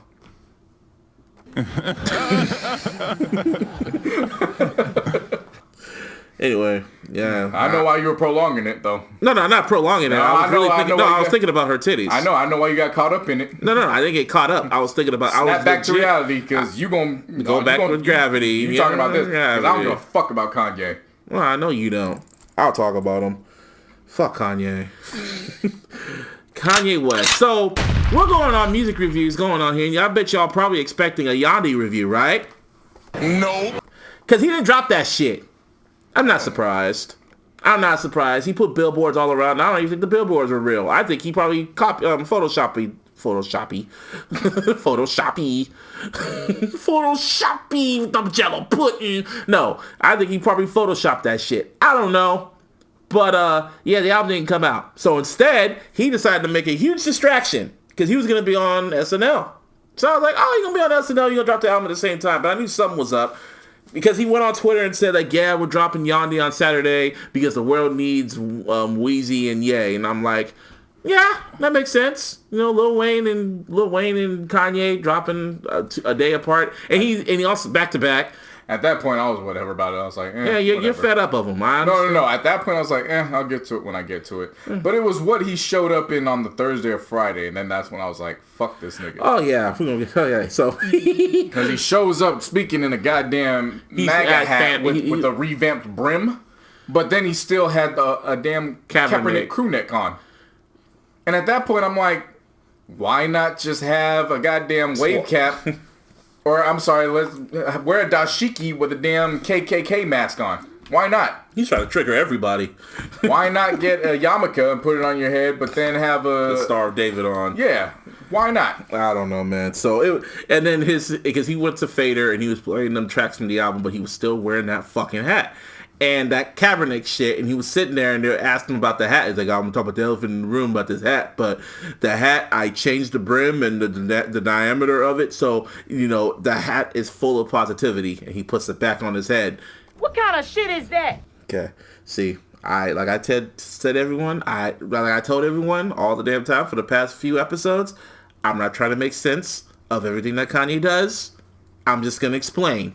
I'm just going to explain what he says. I'm just the messenger. This is what he said.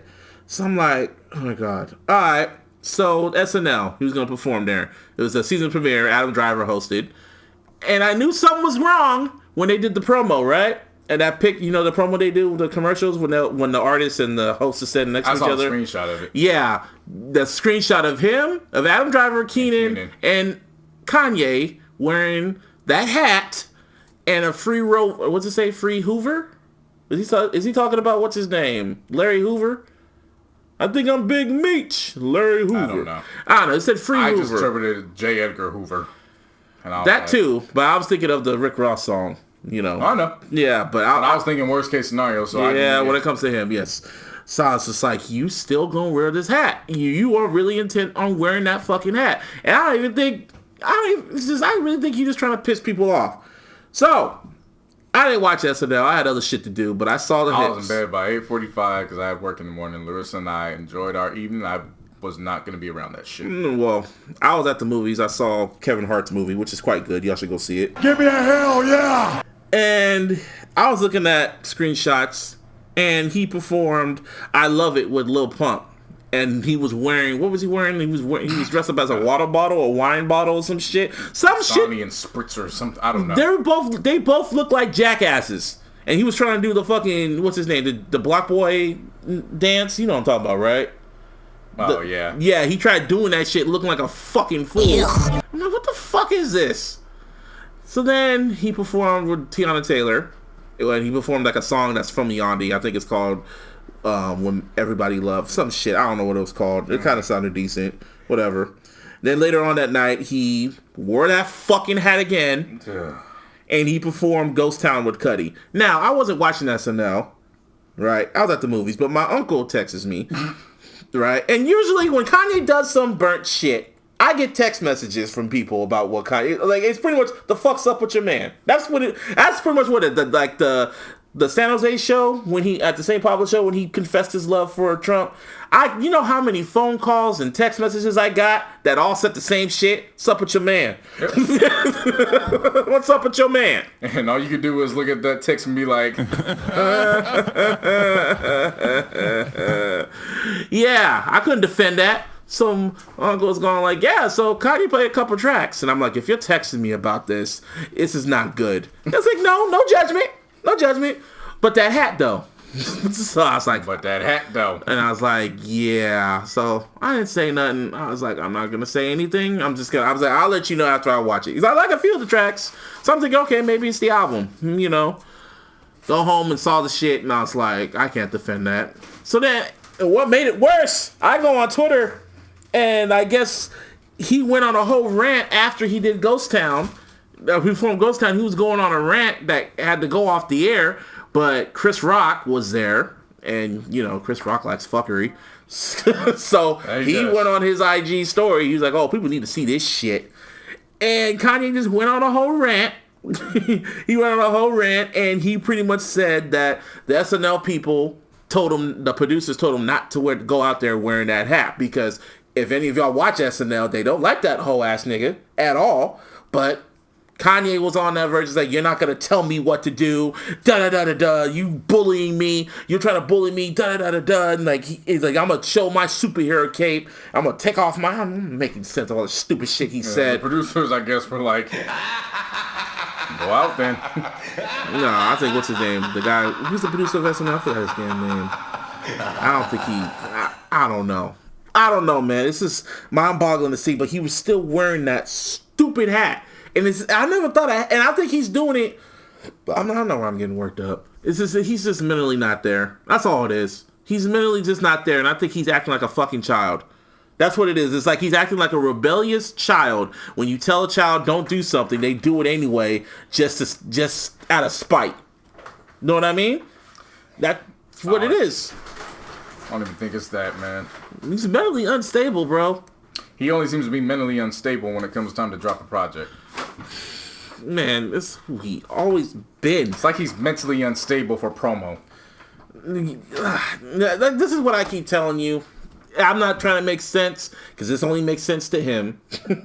He's just not all there. He doesn't think like the rest of us. See, today, before we recorded, more stuff come out, because obviously, Yanni didn't come out on time. And for the first time ever, when I was on Twitter, the day of the album was supposed to drop, on my timeline, nobody cared. Nobody said anything. No one said what the album was at. Nobody cared. And if you would have told me that in 2013 that Yeezus didn't drop on time, I would have called you crazy. That if you would have told me he didn't drop Yeezus on time and nobody cared, I would have called you crazy.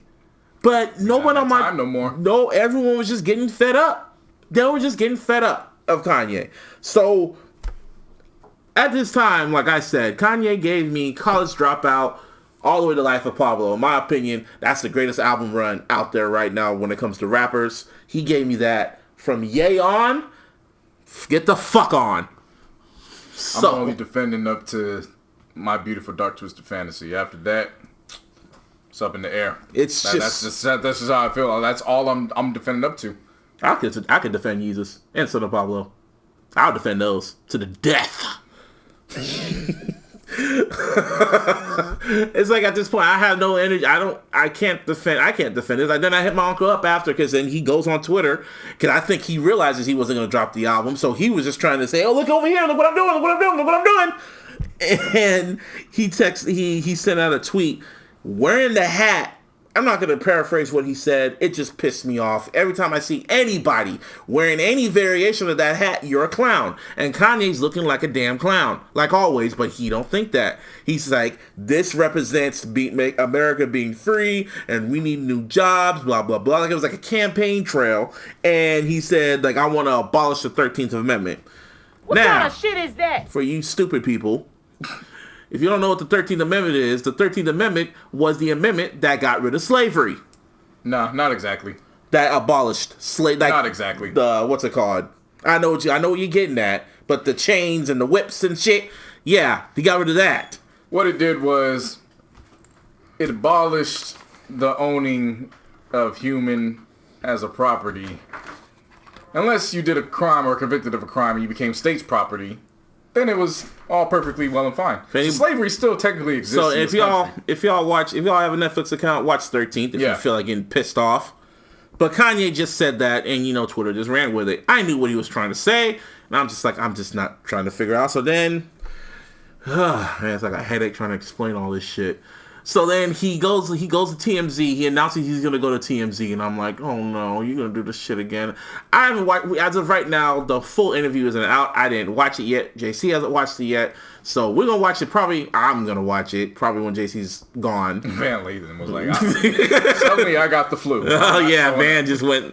Yeah, I got the flu. I ain't gonna show up. Shout out to Van. Yeah, but then he clarifies it and said he wants to amend it and he wants to change it around, and he's still rocking that hat. And it's just like, you are so defiant. And even whole ass nigga had, he's like, you gotta do the voice. Well, I'll do the voice today. I don't even know what the tweets were. Well, I'll just paraphrase. Well, Saturday Night Live was on the air. It was trash. It wasn't trash for a while. But Kanye West wore a hat. Good for him. Some shit like that. Some shit like that. And it was like, you just are so willing. Kanye is so willing to be on the wrong side of history. It's like, we're going to remember this forever.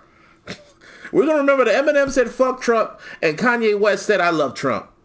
Yeah. We thought the whitest rapper in the world would say fuck, it would be so against him, and the blackest rapper would be so for him. And even more shit comes out. When I looked at the, what's it called?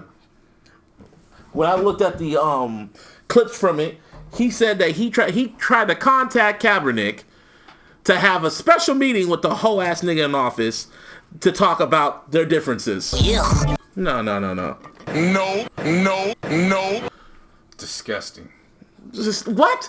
I hope Kaepernick hung up on your ass.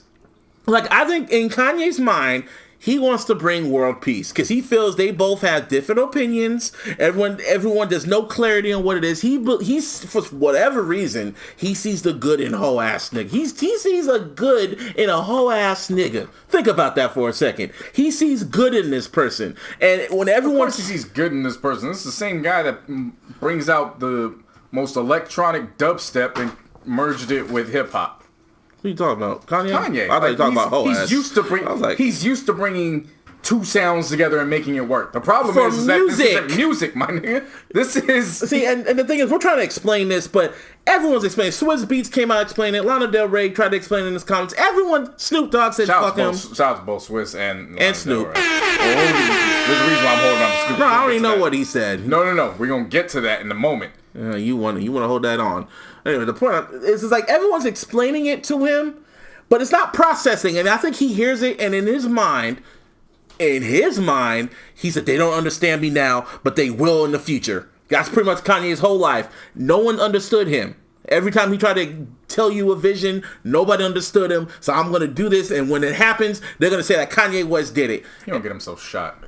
See, this is the thing about Kanye's just fucking crazy. Like, at the end of the mind, I'm trying to make sense, and I'm having a headache trying to make sense of it, because he's mentally not all there. When his mama died, he lost everything. Fuck. And what are we going to say about Snoop? So we can get out the way now. Well, let's get Kanye completely out the way. No, because in order to get there, we got to get Kanye completely out the way. No, because he commented on Kanye shit. No, that's what I'm saying. But to get him out the way, so that way we can focus on what happened. Let's just I'm wrapping them. Well, there's a few other stuff. Well, that's what I'm saying. So Kim came out and said that the album got pushed back 2 months to Black Friday. Yeah, I don't give a shit. Yeah, Black Friday, and Kanye said the reason why he delayed the album because I don't know, he probably didn't want to come in at number 4. I don't know, because he said he was going to come in number 2, but the way them numbers looking, Cher dropped an album. No. Yeah, she dropped it. She might be number 3. She's still pushing. Yeah. That's crazy. Damn, them old acts, man. That's besides the point. But he said he's going to record more of Yandhi on his trip to Africa. Yeah, see back if he comes back with that hat. You better not wear that hat out there. I hope they fucking throw rocks at his ass. Let's see if he comes They're going to probably throw rocks at his ass or something. Like, don't ever wear... See, that hat is man, I don't want to describe that damn hat. You know what that hat represents. Yeah. He knows what that hat represents. But he's trying to bring the good in it. But it's like, nigga, you don't get it. And he's not going to. I don't know if you saw it earlier, but you see what Kim said? Those clips from her reality show about her arguments with Kanye? Oh, you didn't see that shit. Yeah, this is what I mean. I tuned them all out. I know the reason to tune them out, but this is the reason why I bring that up is that this might be leading to a divorce down the line. Because she was talking to Chloe about the arguments they've been having about the most pettiest shit. One of them was about controlling her Instagram because he didn't like the post. Not the post, but he wanted her to post it a certain way and shit like that. And then the other one was about he got a cut on his arm.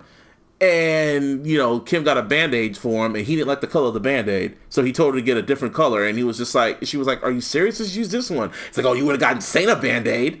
I'm like, my nigga, what? And she was just like, I just don't know what it is. And I'm going like, TikTok, you know what's getting, man. You know it's coming. Tick, tick for them. Chloe made me. I'm just saying. Chloe had me looking at her some type of way because when everybody was talking down on her and Tristan's daughter because of the complexion of her, instead of coming out and saying, I don't give a fuck what it is, black is beautiful, her complexion's fine, she just goes, well, I don't care what they say because I don't see color. How the fuck do you not see color? Your child is half black. Your child is a blackie. I'm like that whole nigga gone touchdown. Everybody but Travis, like you better hope it don't get to Travis. You better knock on wood. That's what I'm saying. You better knock on wood. It gonna get him eventually. It ain't safe. It ain't safe. Nobody's safe over in that Kardashian Jenner clan. My friend was telling me, like, maybe it's just a Kardashian thing, not a Jenner thing. And I'm like, well, there is fucking Bruce. Bruce turned into a whole fucking woman. I'm still calling him Bruce. I do not believe him as a Caitlyn. I got nothing respect for the fucking transgender people and all that, but I don't believe in Bruce. Bruce, how the hell can you be a woman and still like a woman? Turn into a woman and still like a woman. And keep your dick. Yeah, it's just confusing. That's confusing. That's about it on Kanye. That's all I got. He's also rumored to headline Coachella. Oh yeah, I'm about to get into that. Yeah, he's rumored to. There's rumors that came out that he's gonna headline Coachella for now. They might change that shit up pretty soon. But he's gonna. There's rumor he's gonna headline it. Donald Glover's gonna headline it, and Justin Timberlake. When I heard, so I said, oh, so you got. He has an album coming. Timberlake has an album coming. No, I'm dead serious. I think I think everybody's Timberlake, in the process of doing written reset. yeah, because every time someone goes on Coachella, they have because you remember when Weeknd headline, that's when the EP dropped. Right. Beyonce had to do a makeup, but then she dropped Everything Is Love. You know, Eminem headline, and then he dropped Kamikaze. So somebody's dropping an album out of those bunches, and my money is on Justin Timberlake. He's gonna do a makeup album. It's gonna be a surprise album too. Yeah. It's gonna be a surprise album. But, mark my words. That's funny. But we keep Donald Glover up in prayers because he suffered that leg injury and stop in Dallas, so they actually had to postpone the show. Yeah, we were actually gonna go tomorrow night to the San Jose stop. It was gonna be tomorrow. It was supposed to be tomorrow. Yeah. But they gotta push that back to December 12th. That's actually not gonna be bad. December 12th, Donald Glover, and then December 16th, Travis Scott. Yeah, and TLC. TLC's gonna be in San Jose. That'll be a long ass night if I decide to go to both of them. Damn, that'll be a long ass day. Yeah, it will be. Oh, I was just like, I really only pay attention to the major four. What do you mean the major four? Royal Rumble, WrestleMania. No, TLC's in San Jose, and so all of them are together now. They're about to have their fucking Australian big super show on Friday, actually, at 2 a.m. Yeah.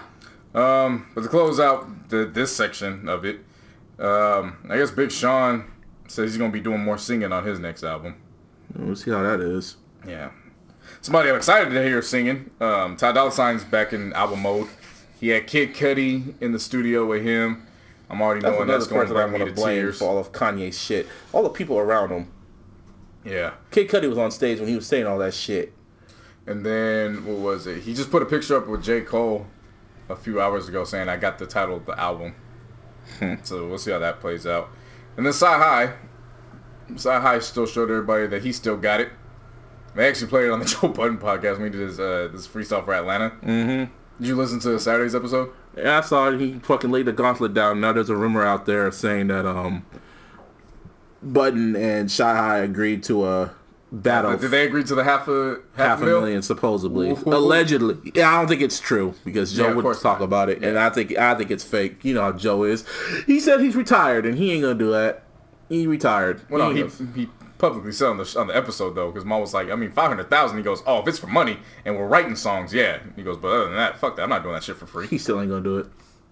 We'll see, man. Oh, 500,000, man. He's gonna turn it down. 500,000. He stepped away from beef before. He ain't saying nothing to him. He's still poking that bear too. I'm just saying. I'm saying too. I don't think he's gonna do it. We'll see. But yeah, Sai still got it. He just still does stupid shit. Actually, Kanye bought him a car. Just a car? Yeah, I forgot. I think it was a Bugatti. Nice of him.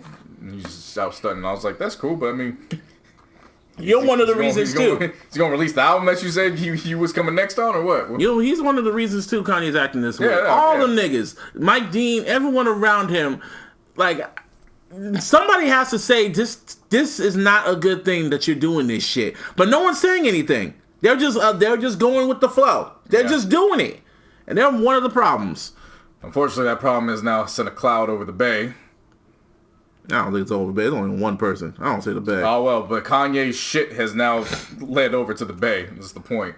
Mr. Fab has come out and he says that he actually agreed with Kanye's slavery was a choice statement. Double XL did a write-up about it. And Fab posted on IG. Did you read the article? Yeah. Was it bad? Was Kanye saying slavery choice bad?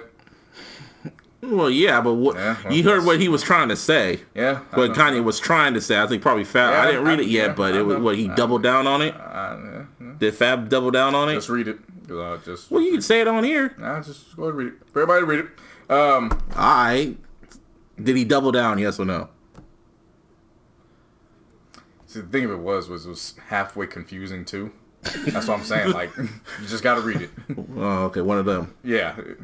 Okay. So he went on IG and was basically saying, before y'all jump to conclusions, read the article and hear me out. Snoop said, fuck cuz. I ain't gotta hear you out on his bullshit.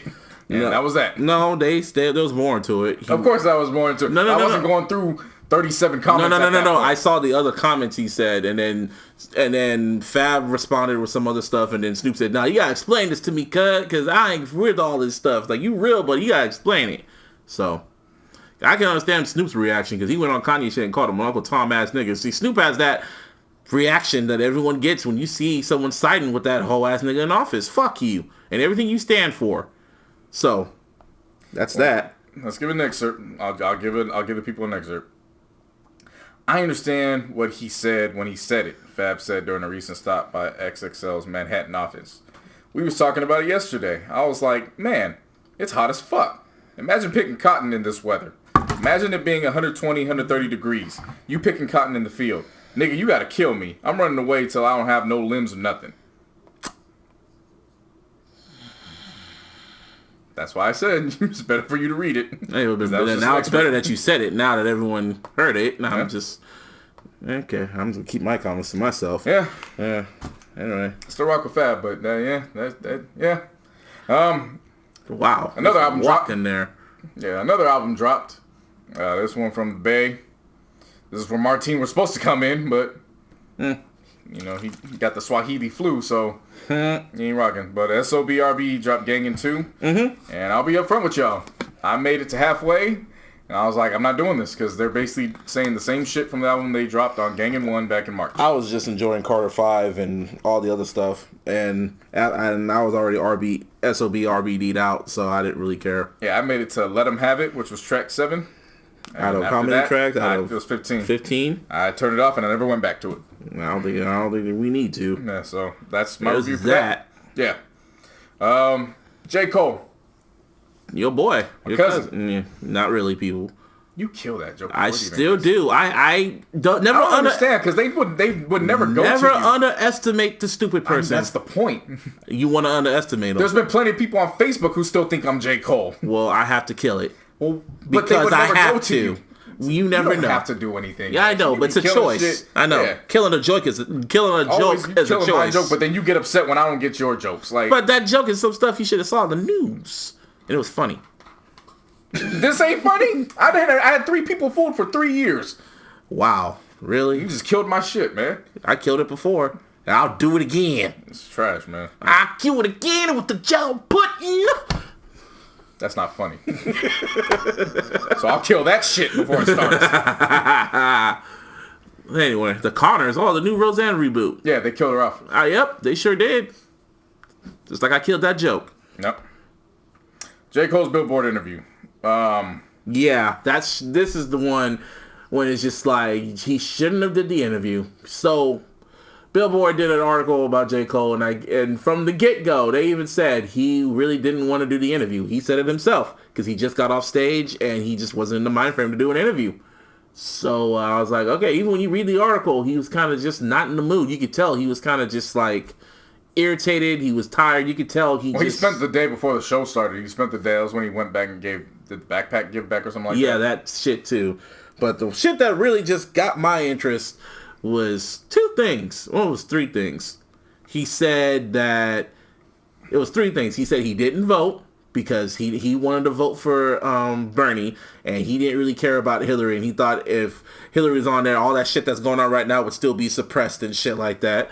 So I was like, so you one of them niggas. That was the first thing I said. I nearly stopped reading when I read that shit. I'm like, and I was like, you should have kept that to yourself. And the thing that's fucked up about that is that he performed at a title benefit campaign for Hillary. He performed there trying to get people to go out and vote. Now you're saying that you didn't vote because you didn't like Hillary? So you one of them niggas. I like you, Cole, but you one of them fake woke niggas. Okay. That was that. Then he started talking about Nas, and they mentioned the whole Nas and Khalees shit, and he was like, yeah, that's messed up, man, but I don't really side with anybody that does domestic abuse and shit like that, right? Then in the same interview, he talks about how before Triple X died, he had like a 2-hour conversation, 3-hour FaceTime conversation with him, and how he read up on him and how cool he was and all this other shit. It wasn't that he called him cool. Not cool, but he was thinking that somebody that had done something so horrible, and they were on this path to redemption, where he was like, okay. But is it Uchi Wally? Is it one mic? Right, but then he's also pictured with Kodak Black. Yeah, and So Adam 22, who got accused of shit like that too. Right. So is it Uchi Wally or is it one mic, J. Cole? Which I know you were tired. You should not have done that interview. Well, apparently right now it's Uchi Wally, considering that's the instrumental he chose to jump on. Touche. I see what you did there. Yeah, the third one I caught was somebody, I don't know who the hell said he's the Harry Belafonte of rap. But he came out and he's like, no, I don't want that responsibility either. And I was like, okay. I'm not mad at it. But Me neither, but it's like, yeah, right. you could tell he just didn't want to do that interview. Right. And he just lost all amounts of fucks. But then the truth came out. I was still stuck on that shit when he said he didn't vote. And I'm like, so why did you... So okay, so all that shit wasn't... What's it called? What's the word for it? They always about how J. Cole, how real he is and shit. Authentic? That's that the word? Yeah. I think it's authentic or being real or... Fucking, what's the word? You know, that word. Trill, authentic, fuck, what's the word? Whatever, that word. How real he is. What? How how real he is and all this other shit. And then you kind of tell me he goes out there and tells everyone to go out and vote for performs there, tells everyone to vote for a certain person, and then just be like, yeah, I didn't vote for her. I didn't like her. Yeah, my thing is that same thing with Kaepernick. Mm-hmm. Should have kept it to yourself. Should have kept that shit to yourself. I don't think it necessarily makes them less aware of everything. It's just one of those things where it's like, just keep it to yourself. Because you know I said the same thing about Cap, but it doesn't mean Cap hasn't made, you know what I'm saying? His heart's in the right place. Right. But just like, you know how people feel about that shit, and you still just went, yeah, I didn't think she was authentic enough. That's the word, authentic. There you go. You said authentic. Oh, well, shit. You said it like 3 times. But there was another word I wanted to say, but it just disappeared. Whatever. Cole, do better. In the words of LeBron, do better. Be better tomorrow. Be better, Cole. But who is better? Who's the GOAT? The greatest of all time? Quincy Jones, baby. His biopic, which was directed by his daughter, Rashida Jones, Quincy, is on Netflix. That wasn't a biopic, that was just a documentary. Yeah, not biopic. His documentary, which is directed and filmed by Rashida Jones, is on Netflix. Y'all should watch it. Really good. Next. First hour in itself, man. Larissa and I were just watching, and I was just like, well, first of all, Larissa didn't realize that Rashida Jones was his daughter. So then I had to explain the backstory, which includes Pac and Kadada. And all that story, yeah. Right. But then even songs that I knew he was a part of, but then to hear him again, it's like, damn. Before you even got to Michael, like you were. Oh, I knew he did all. Like, yeah, I knew that. Yeah, he was a legend already. But then you go back and look at just how everything. I didn't realize he went overseas and lived in, was it France or Paris? France, I think. Yeah, I didn't realize he did that. He took the whole damn band with him and was. You know, you remember you were seeing scenes when he was knocking on wood and shit like that all the time? Yeah. And here's a little trivia for you. I have, what's his name? Bruce Sweeten, that's his name. He was the engineer for Michael's album. I have his book, like working with Michael Jackson, and he talks about working with Quincy Jones when they did The Wiz, right? Mm-hmm. And he was saying that when he wrote the score for The Wiz, because they had to come up with a score for the movie, so Bruce went to sleep, and he said Quincy was just knocking on wood, just knocking on the table, and then writing down the music and shit. And he literally wrote the score by just knocking on wood. Mm-hmm. And they went out there, and it was one of the best music pieces you could ever think of. I was like, shit. See, some people are just different. I thought the best. Shit, he wrote Sanford and Son. That's him. Yeah, he wrote hella shit. It's score by Quincy Jones. He did a Heat of the Night score. He did hella music. Mm-hmm. And he's not Sinatra. Yeah, and not just that. He's not just a producer. He is a composer. Yeah, composer. He knows how to arrange. It's kind of dope. Like the first live person we see in the documentary is Dr. Dre. Yeah, he was in his house when he was recording the Pharmacy episode. Mm-hmm. I remember that episode too, and he was just looking around just in awe. And I'm like, this is Dr. Dre. He made the Chronic. You're a cold ass motherfucker when you have Dr. Dre in awe.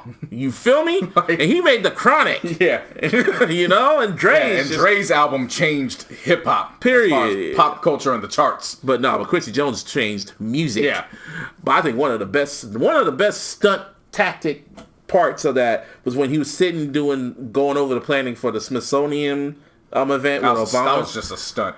But I don't know what was there was stunt. There was levels of the stunt. That's what I'm saying. The beauty of this doc was that it was centered around that. I like that. Everything leading up to it, I was like, this is the dopest motherfucker alive. You feel me? He was just sitting there and it was like, oh, so who do you want?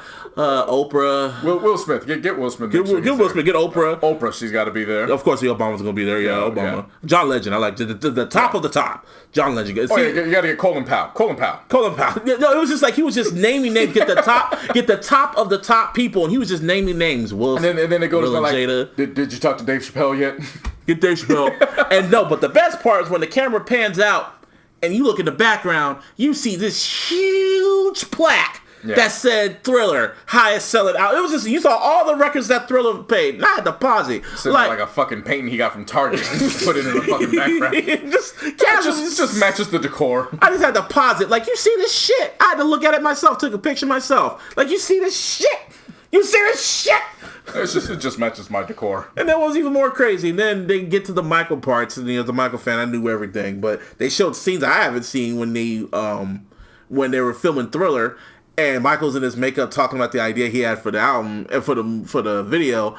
And Quincy was right there. He was like, "This is just revolutionary, Michael. This is going to be the Citizen Kane of music videos." And Michael's just all going like, "Yeah, you're right. He's like, I know, you're right." And I was just like. He's like, I'm right. And I was just sitting there like, I just watched this in the movies in 3D. And it said produced by Quincy Jones. Like, he made Thriller. The song, Thriller. Yeah. Wow. I think the toughest part of watching all that was seeing how close he was to a lot of artists that are no longer here. A whole section. And so you're just watching it like, damn, he outlived them. Mm. But then, like on the flip side, you're looking at that and you're like, that's gotta suck too. Like you get in the mood, you want to call Ray Charles, you can't do it. He said he still has their numbers saved. That was the saddest part. And then especially when he's going through the Smithsonian, and then just all the names that are now ghosts: Michael, Prince, Ray Charles, Dizzy Gillespie, Frank Sinatra. Yeah, just all these names, and it was just like, damn. Yeah. And he's still, that man's walking history. Literally, and if you read his interviews, we talked about it. Yeah, you lucky the documentary was this one. Yeah. Because if after you watch this one, if you had any doubt about those interviews, what he was saying, yeah, knock that shit out. Because after this, you are a believer of everything he says. Like, he knows everybody. He knew everybody. And when everyone just knows him. When you make great music, you just know people. Right. You just know everybody. Name dropping like a motherfucker. That's like the... Man, that nigga's awesome. Quincy Jones, man, respect that man. Yeah. Oh yeah, he also talked to Kendrick too. That was a dope great part. I think it was a good reminder because obviously when he started doing this, I was just born. Mm-hmm. And even though I know the history, I was in my dad's ball. We were both in our dad's balls. You were already born. What were you talking about? This is 89. Oh yeah, no, I'm talking about like his history before. No. I'm talking about when we get to hip hop. Oh yeah. He was the biggest proprietor for hip hop. When a lot of his peers were like, "Nah, that's just noise. It's not good." And he was like, "Nah, this is bebop. It's revolutionized. It's matured. It's grown. This is now the sound." Then he went out and made Quest Productions, which a lot of people don't know the name, but you definitely know the logo. Because if you remember the Fresh Prince of Bel-Air at the end of that credit, and it had that weird shaped figure. That was Quincy Jones' production. Exactly. And not only that, he's the reason why we had or still have Vibe magazine. Vibe. Oprah. He's the one that discovered Oprah. Yeah. He said he just turned on TV and he was just like, I like her. She a star. And look what the fuck happened. Yeah. And yeah, he's the reason he composed the Color Purple soundtrack because he said he wanted Steven Spielberg to direct it, and Steven was like, I don't know. He's like, nope, you're the only one who could do it. And ahead of its time, man. Quincy Jones, man. Round of applause again for that motherfucker. That was an amazing documentary. Man, I wish it was like 2 hours wasn't even enough. Nah, should have been like a 4-part miniseries. I'm about to say if they made that little miniseries, I wouldn't be mad. I'd be all for it. I would have watched the Michael episode. That's like a whole episode. That whole shit. So this whole work with Michael should have been like a whole episode in itself because it's just. They could have easily done a 10-part series for that. And at least I would have been fine. Man, because the story of how they made Thriller is a story in itself. Like, that's just crazy. Even how they got it out. Yeah. Man. Dope. Well, you know who ain't giving no series parts and ain't showing shit much else anymore? HBO. What happened to that LeBron shit? It was only one episode. I ain't talking about that. I know you're not, but what happened to it? Like the LeBron's barbershop. It comes on periodically. So when he feels like it? Well, he's getting ready. He's in season. But I thought they would, if he was filmed like a stack of episodes and then... Remember, he's got like 17 different productions. But I thought he would have like filmed like a stack of episodes and then, you know... You would have thought, but chances are it's probably like one of those things to get people talking and then eventually they'll all drop. Like, damn, I gotta film more. Yeah. Like, but I'm in the season now. And I gotta go practice. Well, I didn't think it was gonna blow up like that. Yeah. Shit! But of course, he's got... what should we call it? Shut Up and Dribble. That's on his way out. That's going to be on Showtime. Yeah, and then even when he came out last night in the preseason game, he wore the More Than an Athlete hoodie. So he's... This nigga's a walking brand. Exactly. But anyway, HBO said, fuck boxing. They said, if boxing's making money on its own, they have their own streaming services, you don't need us no more. Go to Showtime. And they just got fed up with all the bullshit that comes along with it. That too. $100? They really need a fucking union for that damn... Boxing? Yeah. Of course they do. That's just horrible. When they start having outcomes like they've been having, like, nah, bro. You gotta I will say boxing's corrupted, so it's kind of obvious. It's not new either. It's been corrupted. Anyway. Back to the preseason. Yeah, that was like the biggest preseason. You've been hella happy about that. It was still surreal to see it. It was, man. I don't know what was more surreal, seeing him in a Heat jersey, seeing him back as a Cavs jersey, or seeing him in a Laker jersey. The Heat jersey was easy. Because you had already seen him wear number 6 because of the Olympics. And he was with Dwayne and Bosh. Yeah. Like, you know what I'm saying? Like, that was... When he went back to the Cavs, that was kind of sort of like, wow, you really came back to that. The Cavs was... I had called it his second year in Miami. I was like, he's going to go back to Cleveland. Like, he has to learn how to win first. And then sure enough, everything propelled back to it. But this... That was surreal. This was different. Because... You gotta remember, I would sign LeBron every year in 2K. So that's one thing. But to actually see it come to fruition, it's there in front of you. I'm like, oh yeah. You motherfuckers is on the clock. Oh, you motherfuckers is on the clock. Still gotta take down the Titans in Oakland. That's fine. We'll get there when we get there. But for now, motherfuckers is on the clock. Because there's something I didn't point out last week. Anthony Davis is now signed to Clutch Sports, which is the agency that... I thought we did talk about it. Nah, we didn't touch on that. I feel like we did. I forgot to put that in. But that leads everybody to speculate. What does that mean? We'll see. Make his own super team. But overall, it's preseason. I don't really give a shit about preseason. I just wanted to watch him just to get it in my system. Okay, this shit's for real. Now, so you're so used to playing with him on 2K and shit. Now you see it in it's like, flesh. It's real. Okay, cool. This is real. Yeah. And he made his first 3, and the first play was Rondo throwing an alley-oop to JaVale McGee. It was cool. Brandon Ingram, you could tell he's all-star poised, if not this year, for sure next year, because he now has range to make moves because everybody's focused on LeBron.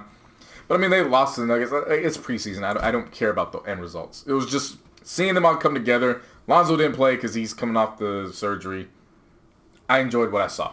It was great. Lance Stevenson's going to be funny as fuck to watch. Well, that was kind of surreal, too. It was. All of it was surreal. Everything's still surreal, but at the same time, now seeing it, it's like, all right, bet. I thought it was surreal when I saw Kevin Durant in a Warrior jersey. I was like, that looks so odd. And now I'm seeing... He's going to be there for 3 seasons. And now I'm seeing LeBron. It's still odd to see him in that jersey. It's like, damn, that's real. Holy shit. Yeah. That's still kind of just like, wow, they really got him. Yeah. Crazy.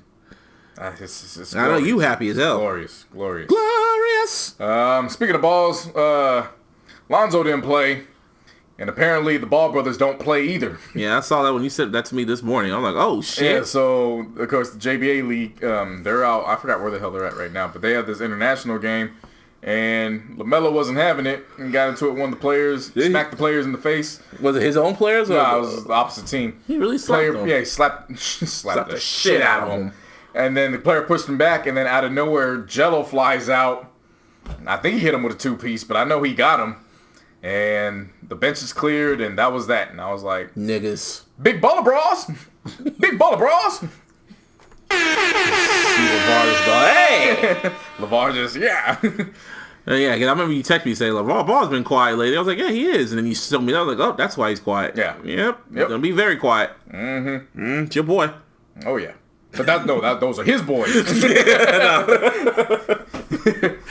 Now we get back to the NCAA. Yeah, we talked about them for a minute. Yeah, UCLA. So remember Chip Kelly's coaching UCLA? Yep. Yeah, they 0-4. It's not history. He hasn't won a game since. Yeah, it's like the first time they've gone 0-4 since like 1969. Maybe I think he's the problem. I think he should retire. Yeah, he gonna lose a job soon. Nah, he's covered for the next couple of years. Well, shit. At least through next year. And after that, UCLA ain't really that good in football anyway. So they are. I mean, okay, they're good, but not good enough. Not to get to the playoff, but they've been traditionally good to be in the teens. Prayers up to Sharif O'Neal, so Shaq's son. So he was gonna lace him up for UCLA this year, but now he has to have heart surgery. Damn. Yeah, so that sucks. So we want to send prayers up to him. Balls. Definitely want to send prayers up to the family of LSU basketball player Wade Sims. He was actually murdered over the weekend. Ugh. Over the weekend on Friday. That sucks. Yeah, so some scuffle broke out over homecoming, some shit like that. And he ended up catching a bullet or two. So we definitely want to send prayers up to him. Jimbo Fisher. Now this whole thing, look, I get it. Football, it's contact. It's very demanding. People yell. I'm not here to. Oh, that shit. Yeah, I'm not here to. That whole ass nigga. But when you put your fucking hands on me and grab my face mask or grab any part of me, you gonna get sucked. And you making $75 million and I'm getting ridiculed because I just want money to get a fucking cheeseburger.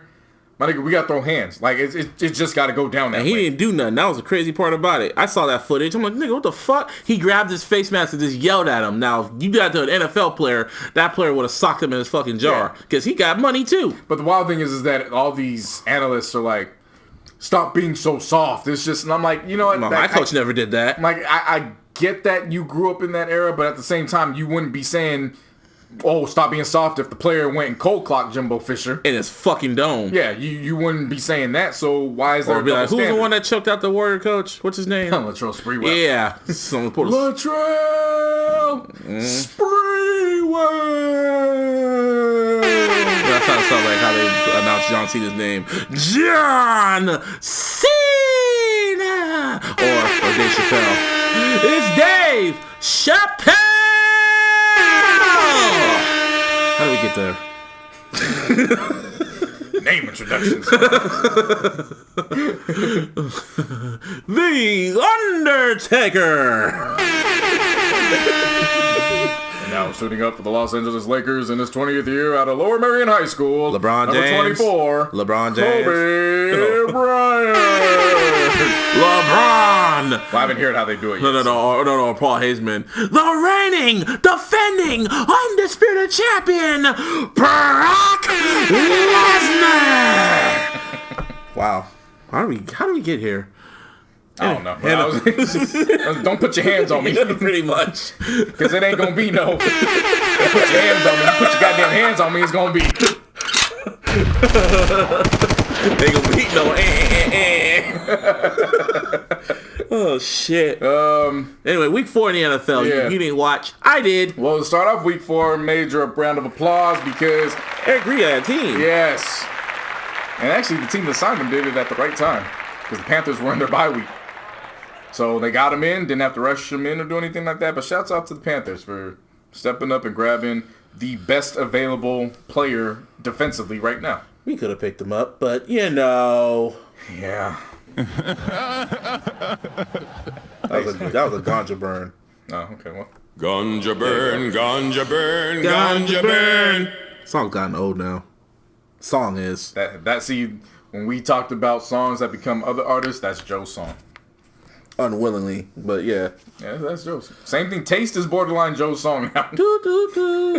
Anyway, so shout out to the women again. Yeah. I love a woman that watches football and wrestling. Wrestling, that would turn me on, but a woman that knows her football, that is attractive to me. Mm-hmm. Shout out to Myrna. Yeah. Andrea Kramer and Hannah Storm became the first all-women broadcast team for the NFL this past Thursday night for the Rams and the Vikings game, and they're actually going to be continuing covering the Thursday night football games until the end of the season. Oh, wow. So major shouts out to them. And also, if we go to wrestling, shout out to Renee Young. She's now the permanent commentator on Raw now. Nice. Congratulations to her. Women. congratulations to Jemele Hill. She was only a free agent for a month, and then the Atlantic was like, yeah, we got to have you over here. Yep. And I believe the main publisher of the publication, he came out and he said she is going to be covering sports, race, gender, and everything. Pretty much, she's around gonna it. have free reign to do what the hell she wants to Basically, do. yeah. And she ain't gonna get ridiculed for it. Right. So, round of applause to all the women out here making moves. See, I would say, fuck a 3-letter word, but I don't want to lose my account again. So, yeah. I don't know how you can do that on. Well, Oh, you never know, man. nigga said it in a podcast. Get it? Yep. Yeah, so the week started off. Of course, I'm not watching, but I saw everybody celebrating on Twitter. The Rams apparently to be that damn good. And when Woods scored his touchdown, there was YG at the back of the end zone. Was standing on the fucking stands. And there was nothing more LA than that, because if you understand, Woods is actually from LA. He played at USC. And played for the Los Angeles Rams. Now he's at the Rams, and YG was standing on there from Compton, looking like Tupac, Fashion Nova Pac for men. And nigga jumped up and gave the most LA fucking that certified. Yep, they're there to stay. Yeah, they're there to stay. That was a moment. And I was like, yep, they're the LA Rams now. That was cool to see. That actually was real cool to see. The picture's even more dope to look at. Yeah, the GIF itself was funny as hell. I ain't gonna say shouts out the Rams because you're gonna be like, man, fuck them. Exactly, fuck them. But the Rams got the W in that one. Over the Vikings again, the second loss. That's what I'm saying. Maybe it was just the Vikings were overhyped. Yep, maybe, yeah. We'll see. Mitch Trubisky, so of course, quarterback for the Chicago Bears. Everybody was making claims about how Patrick Mahomes, who of course is playing right now against the Broncos, people were saying, oh, he's got 13 touchdowns in his first game. That's more than all these quarterbacks they were listing. And then they were saying how it's more than Mitch Trubisky has in like 13 career starts. No. And Mitch was like, well, No. well, actually, it wasn't a note because it was actually true. Oh. It wasn't false. Oh, but well. Mitch just had enough of the slander, and he was like, you know what? Motherfucker came out through 5 touchdowns in the first half against the Tampa Bay Bucks. Oh, speaking of the Bucks, they got a new quarterback now. No, they ain't got a new quarterback. No, They no got new the old quarterback. They got the old quarterback Yeah. back because that little Fitzpatrick, experiment, yeah, that went It up. wasn't an experiment. I don't know, but the theory. It was the Ryan Fitzpatrick theory, and the cycle. Well, It's look, completed its course. And lucky it only happened for 2 games. It didn't happen. You better hope. They should be glad it didn't happen. Like when they're trying to get a playoff run. Well, I mean, the thing of it is that a lot of people expect them to be 0-3. They're 2-2. So I mean, even with that happening, Ryan Fitzpatrick exceeded expectations. But they sat his ass down. Yeah, but he Jameis threw Winston, like 4 yeah. interceptions. Yeah, he'll be back. Khalil Mack doing what Khalil Mack does, I guess.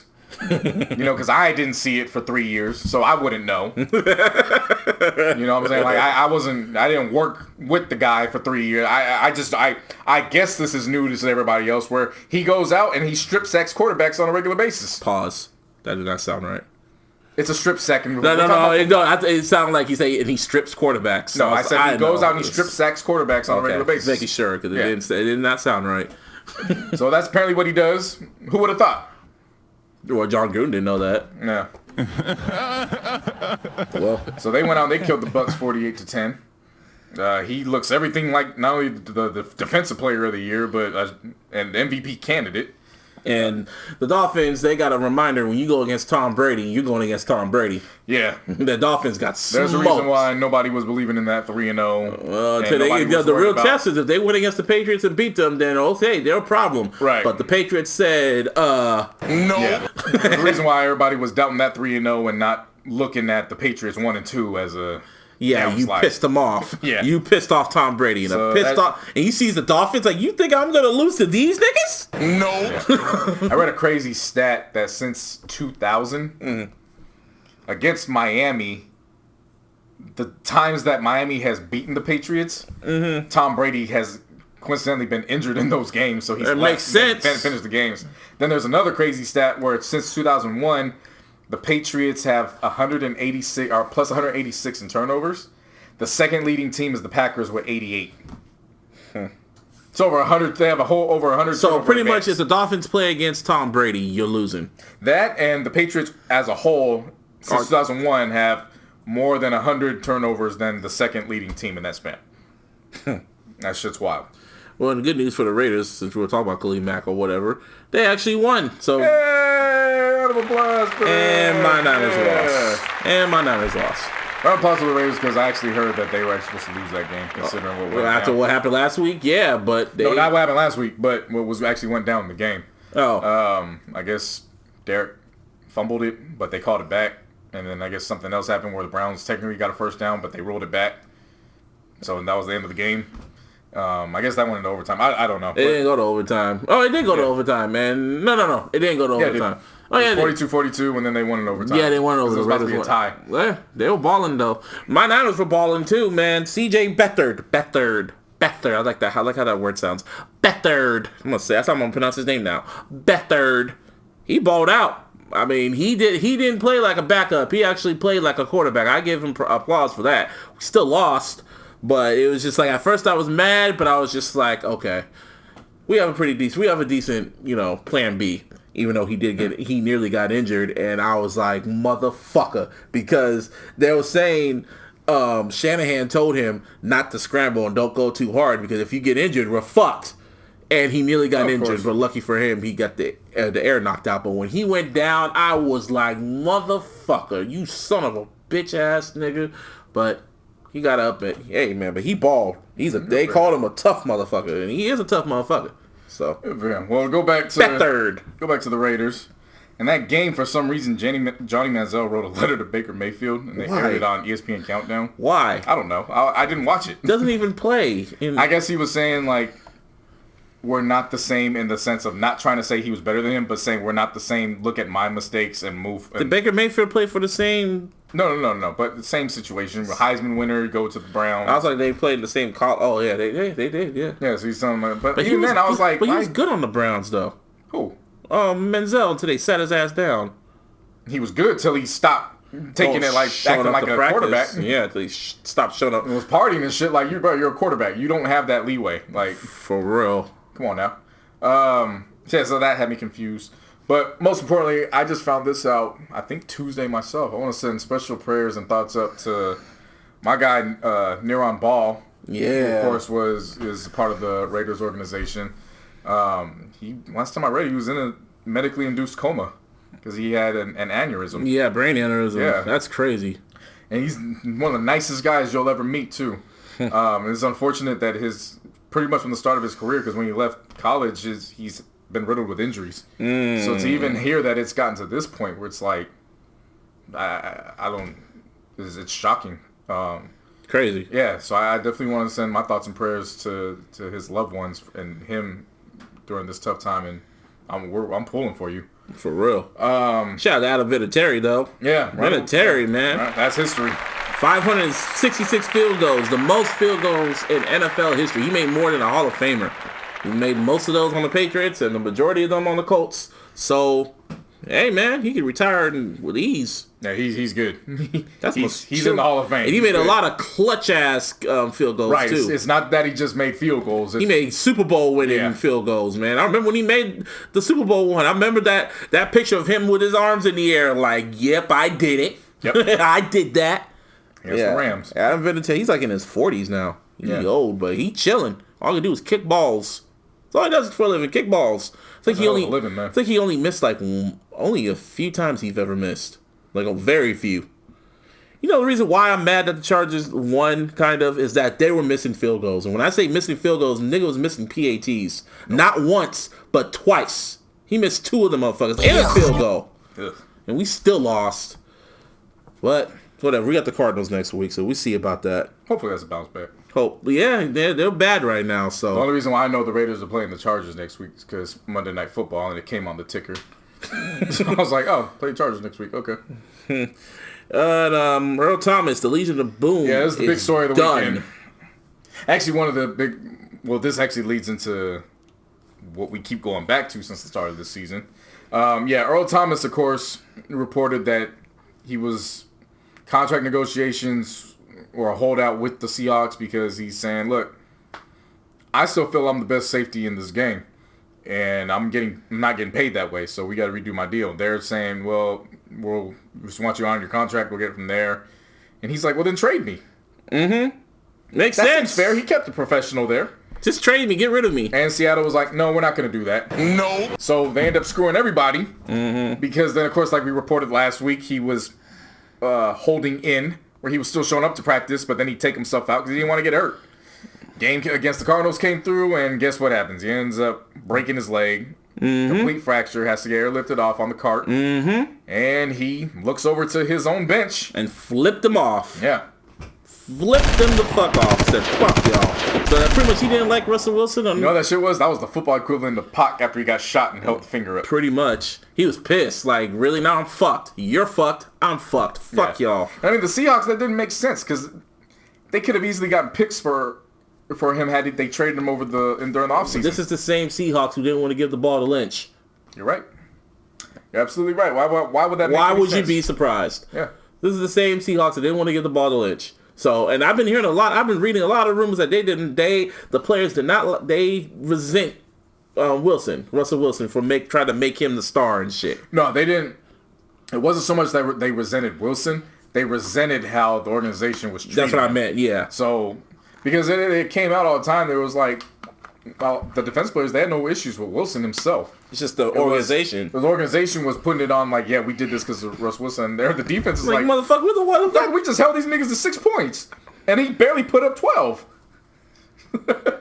For real. Yeah, so that's life in Seattle. But well, good for them. Yeah, that's cool. You damn right.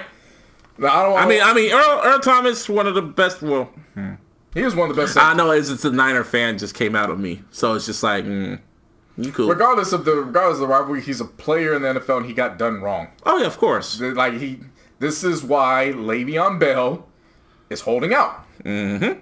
And then the report came out that he's supposed to be showing up during the Week 7 bye. It didn't say he's going to participate. It just said he was going to be in the building. He was just going to show up and say hi. Yeah, and I don't blame him. I do not. The man touched the ball over 400 times last year. How much money is he asking for? So Todd Gurley signed a deal for $60 million, and I think 40 of it was guaranteed. So he wants to get paid higher than that. So give him $17 million. Well, it's not the $17 million, it's the guaranteed money. The guaranteed money, that's what I mean. So if he's making 40, then somewhere between the 50 and 60 range. Give him 45. That's what I'm saying. Like, who are they holding out? Why don't they want to give him the money? Because Pittsburgh has traditionally not paid the running backs. They never paid Jerome Bettis that much? Mm-mm. Yeah, I remember it was a different type of money back then. But see, the thing of it is that, like I've been saying, Le'Veon Bell isn't just their running back. He's also their second leading receiver because he's a dual running back. He's not just a rush. He can catch the ball out of the backfield. Well, the Steelers lost last night, so... And they asked what? They won, was it 1-2-1? 1-2-1. Yeah, that's not good. Replace the 2 with the 1, it'd be 112. Yeah, yeah, apparently Le'Veon's going to be there, but like Pittsburgh's still saying he's still on the market, which at this point, if I'm Le'Veon Bell, I'm like, look, I'll come to work. But as soon as y'all motherfuckers leave the playoff race, I'm going on the inactive list. I'm not playing for y'all. He should go on the active right now. He can't. Oh, yeah, he has to wait. He has to wait until the 10th or the 11th week or something like that. After that, he's guaranteed to be on the roster. Then he can do whatever he wants. And then once he's on that roster, they don't do anything with him, he's an unrestricted free agent. He has to wait out that time frame. All this shit's just kind of telling me a lockout's impending. I still feel it. It's coming. That's some old whole shit. But see, the thing of it is that both teams. The thing of it is that everybody says that, and then it gets up to that point, and the players back out. We'll see. So I want one, but it's not my pockets. Mm-hmm. You know what I'm saying? So we'll see. We'll see. I hope there's one. Well, back to music. So over the weekend, while everyone was not patiently waiting for Kanye, not really giving a damn, but they were still listening to Carter 5 and all of the music that dropped. Hey, round of applause again for Carter 5. You can be happy. I saw this. There's this forum room that's out on the internet. I'm not going to give them no fucking leeway. I'm just going to let you know they're very notorious. I'm not going to give them no, if y'all look at the cover, you'll know. Not our cover, but anyway. They were notorious for leaking Eminem's records. You remember back then, like years ago, when certain Eminem records were kind of leaking? You don't remember that? Nope. You remember when that Jasmine Sullivan song came out? Nope. With Em and Jasmine Sullivan? You don't remember that?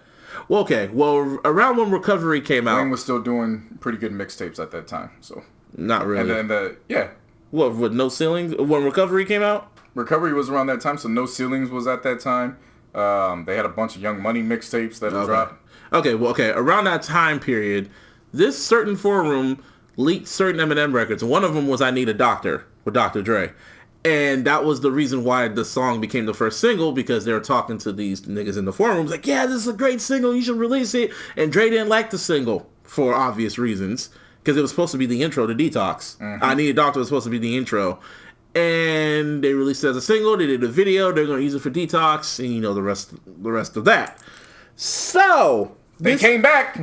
Well, yeah, they're notorious for leaking shit. So, and they were back this weekend. Well, they didn't leak it, but I guess they're low-key taking credit for it. So, I was on this forum, because I lurked this forum, and I saw something that said, Kendrick Lamar, Bad Kid, Chill City is dropping tomorrow. We're going to probably drop it tomorrow. It was an unreleased Kendrick record. So, I looked at it, and I was just like, huh, okay. I just randomly just saw it. So, I'm like, okay.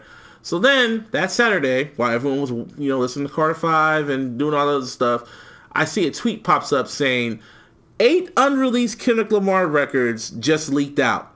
And I was like, holy shit, they fucking did it. Holy shit, they fucking did it. And these were just unreleased Kendrick records that range from Good Kid, Mad City to, probably around Section 80 to Pimp a Butterfly. And these 8 tracks, well, one of them was the Swimming Pools. They call it the extended version. I call it the instrumental with the hook. But the first 7 songs, if you don't want another example of how Kendrick is one of the greatest out right now, these songs sound amazing. Like the one, what was it called? Was it Loved Ones? No, The Only Nigga. That was supposed to have Drake on there. Because he yells him out. He yells him out. And Loved Ones was a good one. Heroin, that featured SZA and the rest of Black Hippie, that fucking knocked. I'm like, you niggas are just sitting on this shit? But the one that's really getting everyone talking it's called Look Over Your Shoulders. And that features Busta Rhymes and a Michael Jackson sample from I'll Be There when he says, look over your shoulders, honey. And if you want to know how to use a Michael Jackson vocal, that's how you're supposed to use it, Aubrey. Well, I mean, he used it as a sample, and it was highly known. Well, yeah, but then the point of them using it was to be like, we got unreleased Michael vocals, like that. But they used it as a sample. It was like a sample. Yeah, but that was the difference. They were trying to stunt with it, like we got unreleased Michael vocals. This one was. You know what they changed on the Drake album? I just randomly looked at it. It says Drake and Michael Jackson, not Drake featuring Michael Jackson no more. Yeah, I'm like, you bitch ass nigga. I know what you're doing. He's gonna make that the next single too. Actually, yeah, he did. He said it. Fuck boy. Anyway, that song is fucking amazing. Look Over Their Shoulders. I was just like, okay, you guys this needs to go on Busta's album, because I'm hearing a lot of good things about Busta's albums from Ninth Wonder and hella other people. Like, that track needs to officially see the light of day, because that track's amazing. I mean, it's cool. Like I said, these were some great tracks. Like, they were dope overall, but I didn't put much stock in it. I'm like, they're leaked. The thing that a lot of people forget is that once these artists leave that time frame, they're done with the records. Mm-hmm. So it likely would have been dope for when it was recorded around that time, but now I mean, because a lot of them were just like from Section 80 but they were good records. Right? No, Kendrick's sides they're good records, but I mean overall, it's like. I saw a lot of people like going crazy, like this EP of the year. I'm like, it's not officially released. That's what I'm saying. I'm like, the cover art was pretty dope. I like how they did the cover art. I'm like, you guys understand? There's a lot of EPs that came out that. Well, the point they're trying to say is that even his leak shit sounds better than niggas' albums. This shit, low-key, does sound better than some people's shit. I'm not going to rank it. I mean, it's unofficially released. Right. I mean, they're leftover track. It was cool, but I mean, I didn't look at it the same way Untitled and Mastered came out. Because they officially released it. Well, even then. And it was Untitled and everything. Right. Like, they just... Like, some of these tracks ended up... One track specifically went to J-Rock. Yeah, but I was about to go to the other part of the shit, was that they have a whole other stash of TDE shit that came out the studio. 20 records. From SZA to Kendrick and Schoolboy Q. Isaiah Rashad and Schoolboy Q. I didn't listen to those because I was thinking, okay, these are just... I listened to the whole thing. Hey, you listen. Personally, I was just like, okay, these are just rough drafts. So you didn't listen to Element? Oh, I heard that one. I saw it on YouTube. I was like, oh, you sampled Miss New Booty, and low-key kind of flowed with it. Yeah. But I'm looking at it as, okay, these are just rough drafts. These weren't meant to see the light of day. There's no reason to download them or listen to them. Eddie Kane had a whole second verse. Who? Eddie Kane from Blank Face. Oh, really? It goes from Blank Face into Eddie Kane. Oh, yeah. There's a whole second verse because it was a separate song. And then they compacted the tracks together. See, I saw all those schoolboy shits, and I'm going like, okay, some of these tracks probably... Some people were saying it sounded like Habits and Contradictions. Some of those tracks kind of sound like from that era. And I was just like, my point was, how the fuck did you get your hands on this? And I'm like, man, Top Dog gonna have someone's head, but they ain't. That's what I was saying, yeah. But then I don't talk about it. So they haven't talked about it, so then I'm starting to think, did you niggas leak this yourself? Because I can see they're the type of label to do some shit like that. Because I remember, like, a few days before this happened, Punch, because the forum is not taking credit for it. They just saw the tracks, they heard about them, and they just made they compiled their own EP of it. But they don't even know who leaked the shit. Because I remember Punch leaked out some shit to saying, yeah, the industry needs a reminder of who's running this shit. Right. And niggas are saying, like, there's like another SZA record on there that sounds hella fucking dope. People say this fucking sounds amazing. The one with Mark Ranson and shit. Mm-hmm. Yeah, it was a good one. Yeah, I was just like, what? I said overall, she did like one with The Weeknd. Yeah, The Weeknd. It was just the Die For You. Oh wow, it was like a cover. Yeah. No, it wasn't a cover. She had her own verse. Oh wow. See, TDE's the man. Like I said, I mean, it was cool for what it was. I just... When you have leaks better. That's the thing it is like, again, people overhype shit, and I'm like, yo, take it for what it was, man. I take it for what it was. Not you, but I'm saying in general, like, take it for what it is. It was leak tracks and... I think Kendrick fans were just excited to hear new Kendrick, or old Kendrick, whatever you want to say, but yeah, some of those songs, especially the first song, was it Gang Member? What was it? Gang Member was cool. That sounded like it was supposed to come on right after fucking Poetic Justice. He's like, where your grandma stay? Where your auntie stay? I was thinking, oh, was that supposed to be on there? But, you know. Yeah. Whatever. No, the All the Stars demo was on there. I didn't listen to that, but everyone says Kendrick could hold a note. You can. Huh? Even if it was with... And that's, put that pussy on a pedestal! And see, the thing of it is that people keep saying auto-tune, auto-tune, auto-tune. Like, you gotta understand, auto-tune is on everything. It's just a matter of how much you use. Mm-hmm. So, his vocals were tuned up. So that way he could hit the notes, but he did fairly well. Like it was a reference track. The whole thing was a reference for SZA. Like, come to find out, he wrote... The only thing SZA wrote, and that's not to discredit her, but her portion for her verse was what she wrote. Everything else was actually Kendrick from everything from the hook. Go ahead, that's great. He's gonna get an Oscar for that song, man. He's gonna get an Oscar for it.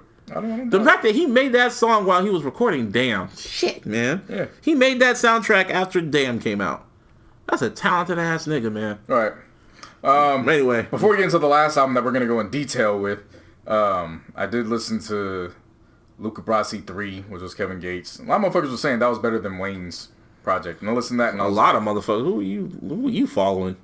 It's not who I follow. It's just shit that gets retweeted on my... Or not follow, but the people that refollow, retweets... People on my timeline, like just... Well, okay, what timeline you be on? I be looking at different timelines. Everyone looks at...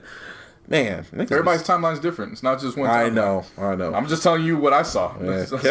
Kevin Gates is a dope rapper, though. Yeah, but I mean, everybody was saying, oh, this is better, and I'm like... Because that was one thing. They were downing Carter 5. It's like, Wayne's doing his auto-tune shit. But then they were praising Kevin Gates, and I'm like, there's auto-tune. Some people were dissing that Carter 5 album, and I'm like, what more do you want from Wayne? I was like, all right, for sure. But I mean, it was decent enough to check out. Marsha Ambrosia's dropped. Oh, and she was getting in her vocal range bag. She was knocking off. That was a great album, and I was happy to have that surprise. Victoria Monet dropped the second part of her EP. She has some joints on there. So all the motherfuckers dropped on this same day. Like, damn, man. Yeah. Kanye didn't stand a chance. Right. But another person who didn't care where he was started, he was just happy it was out, was my dark horse of TDE, which I'm really going to be watching. Ever since I listened to Seasons, I love his verses. You probably heard him on some of the playlists. But Reason. That's his name, Reason, man. His debut. I don't want to call it a debut. I mean, technically it is. It was his Sylvia demo. Pretty much. But Sylvia demo was Isaiah Rashad. This is what There You Have It is to Reason. Yeah, it's pretty much his demo that he sent to Top Dog heard. And the way he explained it, all they did was just remix and remaster the tracks. Mm-hmm. And from everything I've heard, there was no TDE on the album either. There's no TDE artist. This is all him. Maybe like a few features from some of his boys, but he carried this album. He's a really, really good rapper. Reason. He is. He has. I said this on Twitter. I said he definitely has the raw talent to go places, and the fact that he's now backed by TDE, he has the potential to really take it to the next level. Because this, from all these tracks, there's 12 in all. You add maybe 1 to 2 extremely friendly radio, like, you know, bounce heavy records with Kendrick or J-Rock on them. Mm-hmm. This is for sure an album that pops up on, takes off. I like this Drive Slow track. And Color Dreams was wild. Color Dreams, yep. Color Dreams was a wild ass track, and that gave me vibes of when Cassius dropped that song when he was writing that letter to Miss Jenkins. Yeah. Oh man, that's such an underrated record. Yeah. I'm so mad that's not on no streaming service. Yeah, Color Dream. I went right there right away. But this sounded like a more complex version of that. Mm-hmm. His production was great on here. His his raps were good. He was hitting pockets well. This dude's raw, man. Yeah, he's a really raw talent, but he's got it. Oh yeah, like I'm telling you, he had the best verse on Reasons. What's it called? Seasons. Seasons, yeah. Yeah, and I remember after I heard that verse, I was like, okay, I gotta look this nigga up. And then when I looked, I was like, I barely found anything. Then I followed him on social media, and I was going like on Instagram, and I'm like, you doing all sorts of shit instead of being in the studio. What the fuck you doing? Then Top Dog came out, and he's touring with J-Rock. But any nigga that got a track on here named Corrupt, I'm rocking with it. And gave Corrupt. I'm rocking with it. And gave him Justice, man. It was just, like, I might go back and re-listen to this. This was the album y'all should have kind of low-key checked out for, or that was under the radar. For sure. Reason is, my opinion, he's one of the persons you all need to watch out next. If he comes out with an album next year, maybe 2020, maybe. They need to stop fucking around. Just give us that TDE comp. Man, heroin, man, that pissed me off. They was sitting on that. They're sitting on a lot of shit. That was the thing I was about to say. They said the other person who downloaded, like, that was leaking this shit, supposedly he has tracks from Kendrick and J. Cole. Yeah. I was like, oh, you motherfucker. Yep. So, we might get some shit. I don't know, man. TDE's the Mafia of the West, man. Every time we do our Izzy, like, who's the best label? I mean, it's TDE. It always goes back. Sometimes we don't even have to give them a fucking award. They're the ones running the shit. Right. Period. When it comes to music, not charts, people. We're talking about music. I mean, you can even bring up the charts. SZA has been how many times platinum now? Kendrick, everything. Kendrick is he's exceeded the Billboard charts. He's now winning awards that don't even. Kendrick's on a whole other level. Yeah, man. He's up there with. I can't believe I'm saying this. He's up there with the Pox and all that. J-Rock's redeemed himself. Schoolboy Q, for those who weren't paying attention to TDE, Schoolboy Q seemingly came out of left field, but we kind of saw that coming because I've been saying year after year, he's the most versatile out of all of them. But he did say he was going to take a break. When he said he was going to take a break, I think that after Mac Miller's death, I was like, okay, I think that was the reason why Reason's album dropped. Yeah. That's exactly what I was thinking. Yeah. Which was because Q was going to be around this time up next, but, rest in peace, Mac Miller. So that took place. So then Top Dog was like, you know what? Reason's already going to open up for J-Rock anyways. Let's drop it. Might as well. Yeah. Man, I want to meet Top Dog. He seems like a chill dude. Easy. He was hella chill. Easy. Let's wrap this up real quick. So, Joe Budden and Sin Ganja burn, are going to be returning to Love and Hip Hop, New York. I knew something was up when he was talking to Charlamagne, and when Charlamagne asked him if he's going to go back to Love and Hip Hop. Yeah, now, he probably was filming. That's probably why he didn't say nothing. And guess what? I don't know. I started watching season 4 of Love and Hip Hop Hollywood to get all caught up. Well, isn't New York its own little thing? But they all go in cycles because Safari was in Hollywood, so then he ends up in New York. You got to figure out how the hell he ended up there. So it goes Hollywood, then it goes back to the original, which is New York.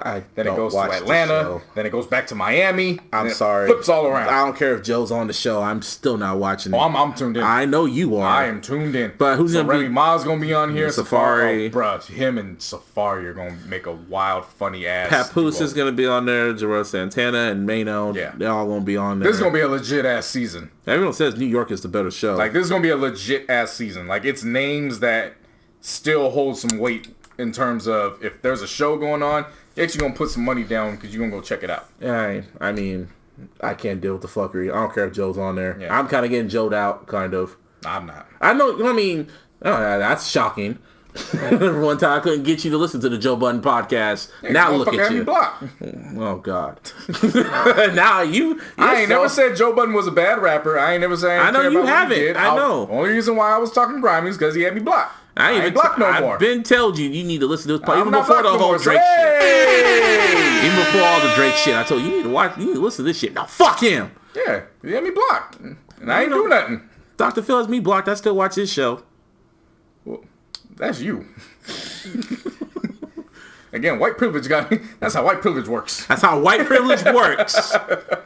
Both of y'all niggas light skinned, so yeah, that's how light skin works. Exactly, we stick together. Yeah, you didn't stick with him when he blocked you. You should have stuck with him no matter what. We get there. He had now me blocked. Now he's going through his shit with Slaughterhouse, and guess what? I'm here, nigga. He had me blocked, and I still listen to his shit. That's you. That is me. Yeah. I know how to. I know that Twitter is not real life. I know it's not real life either. But he still had you blocked. I bought fucking on our house. Our house. I did too. That should have been enough. It wasn't enough to put him up there. That was a slap in the face. Anyway, if we continue on with these wrap-ups, Little Brother reunited over the weekend. Yeah, round of applause for that. That was random. It was. Because they barely found out they had an opportunity to do the show together like 4 hours earlier. Yep. And like you stated earlier, there might be new Pac albums dropping soon after they made that little settlement. Yeah. I'm still not. I'm just like whatever, because even when Afeni, God rest her soul, she kept saying since 2013 that there was gonna be new Pac albums, and we never got new Pac albums. Because I guarantee they were recorded when he was with Death Row, and you got Suge. That's a problem you got to get around. Now Suge's in jail. Suge is in jail, and he ain't got the rights to Death Row anymore. So it's all. So that belongs to Wide Awake. So I'm sure. I'm excited. You think they're going to be original versions, or they're going to? I hope so. It's just going to suck because Johnny J's also dead. That too. See, that's why I liked Escape, the Michael Jackson shit, because they had the revamped versions on one disc. Was it the one disc? Yeah, the revamped version, and then after that, the second half was all the original versions of it. I was like, that's what they should have did with Pac. I was thinking they should have did that shit with Tupac. Right.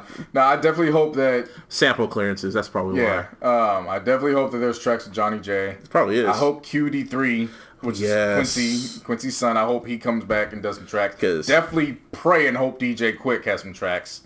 Bring Daz back for the fuck of it too. Get Mike Mosley. And if they're gonna do it right, they have to do it right. Yeah. What do you think? I don't want to hear like. That's the thing with Better Days. Like, you didn't like Better Days? Not really, because it was like all of a sudden you got Jazzy Fizzle, Production Shizzle, and I'm like, Pac's not jumping on that shit. That's how I got introduced to Jazzy Fizzle, was through that shit.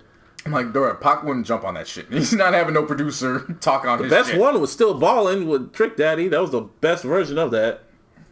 I like the version with Corrupt better. That's the OG shit. I get it, but I remember on the radio, it was like you're listening to Tongues. Right, yeah.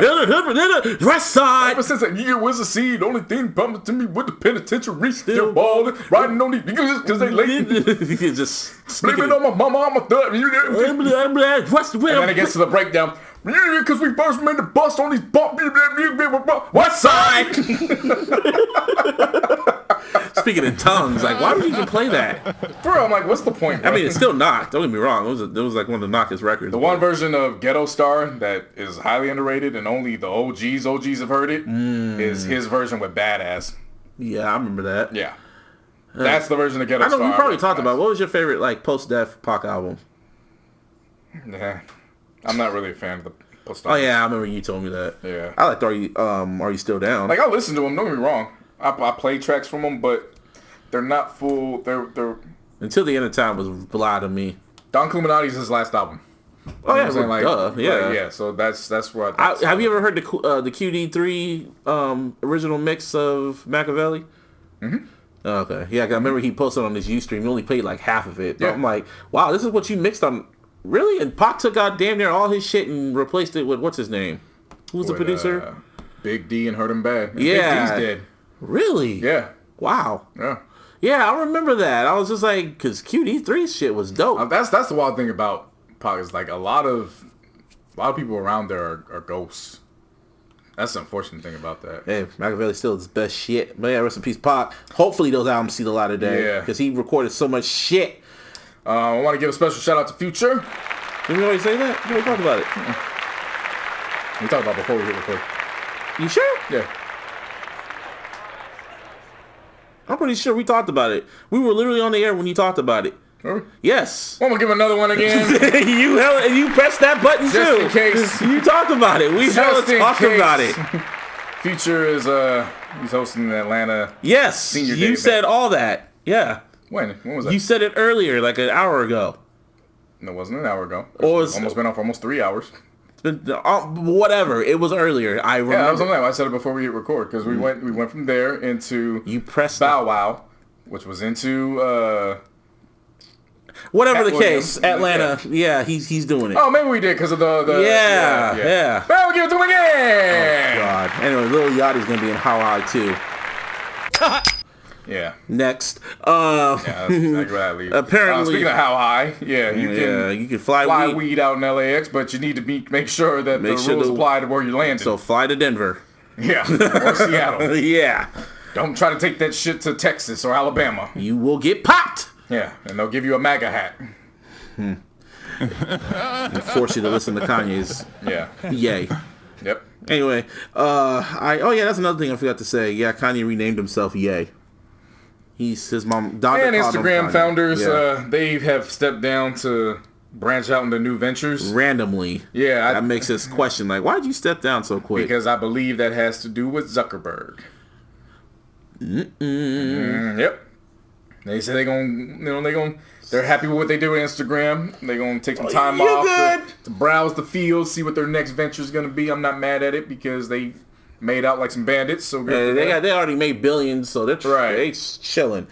I mean, there's another shit that's out there right now. I don't even heard. You ever heard of TikTok? Nope, but I'm sure we're gonna hear about it in 2 months. It's pretty much like a friend hit me up about it, and it's like you can make little mini. It's kind of like what Vine used to be, but it's like you can make little movies. You can edit it and do like put graphics on it. Kids are like teenagers are on there. Kids are doing this shit, and it's low key getting viral now. Interesting. Yeah, Sirius bought Pandora. that's good. Yeah, so we'll see how that merges out together. Duncan is dropping the donuts from the name, so there's gonna be Duncan. It's Dunkin'. I mean, I'm still gonna call it Want Dunkin' Dunkin', Donuts. nigga. Want Well, I go to Dunkin'. Krispy Kreme, so I don't care. I don't really care either. Donuts are donuts to me. Yeah. I don't really like eating donuts. I mean, I like them, but it's like, yeah, too sugar. Too much sugar. I likes the sugar. Gives me all the It sugars. gives me hella sugar. And finally, I don't know if you saw this. I saw it. I kept scrolling. Why? You know how I am. I've already heard about this. You never heard this? Nah. You never heard this? Okay, if y'all don't know, people, there was this theory going around that the X-Men theme song, the one that used to come on Fox Kids, was inspired from Whitney Houston's "I'm Your Baby Tonight." Yeah.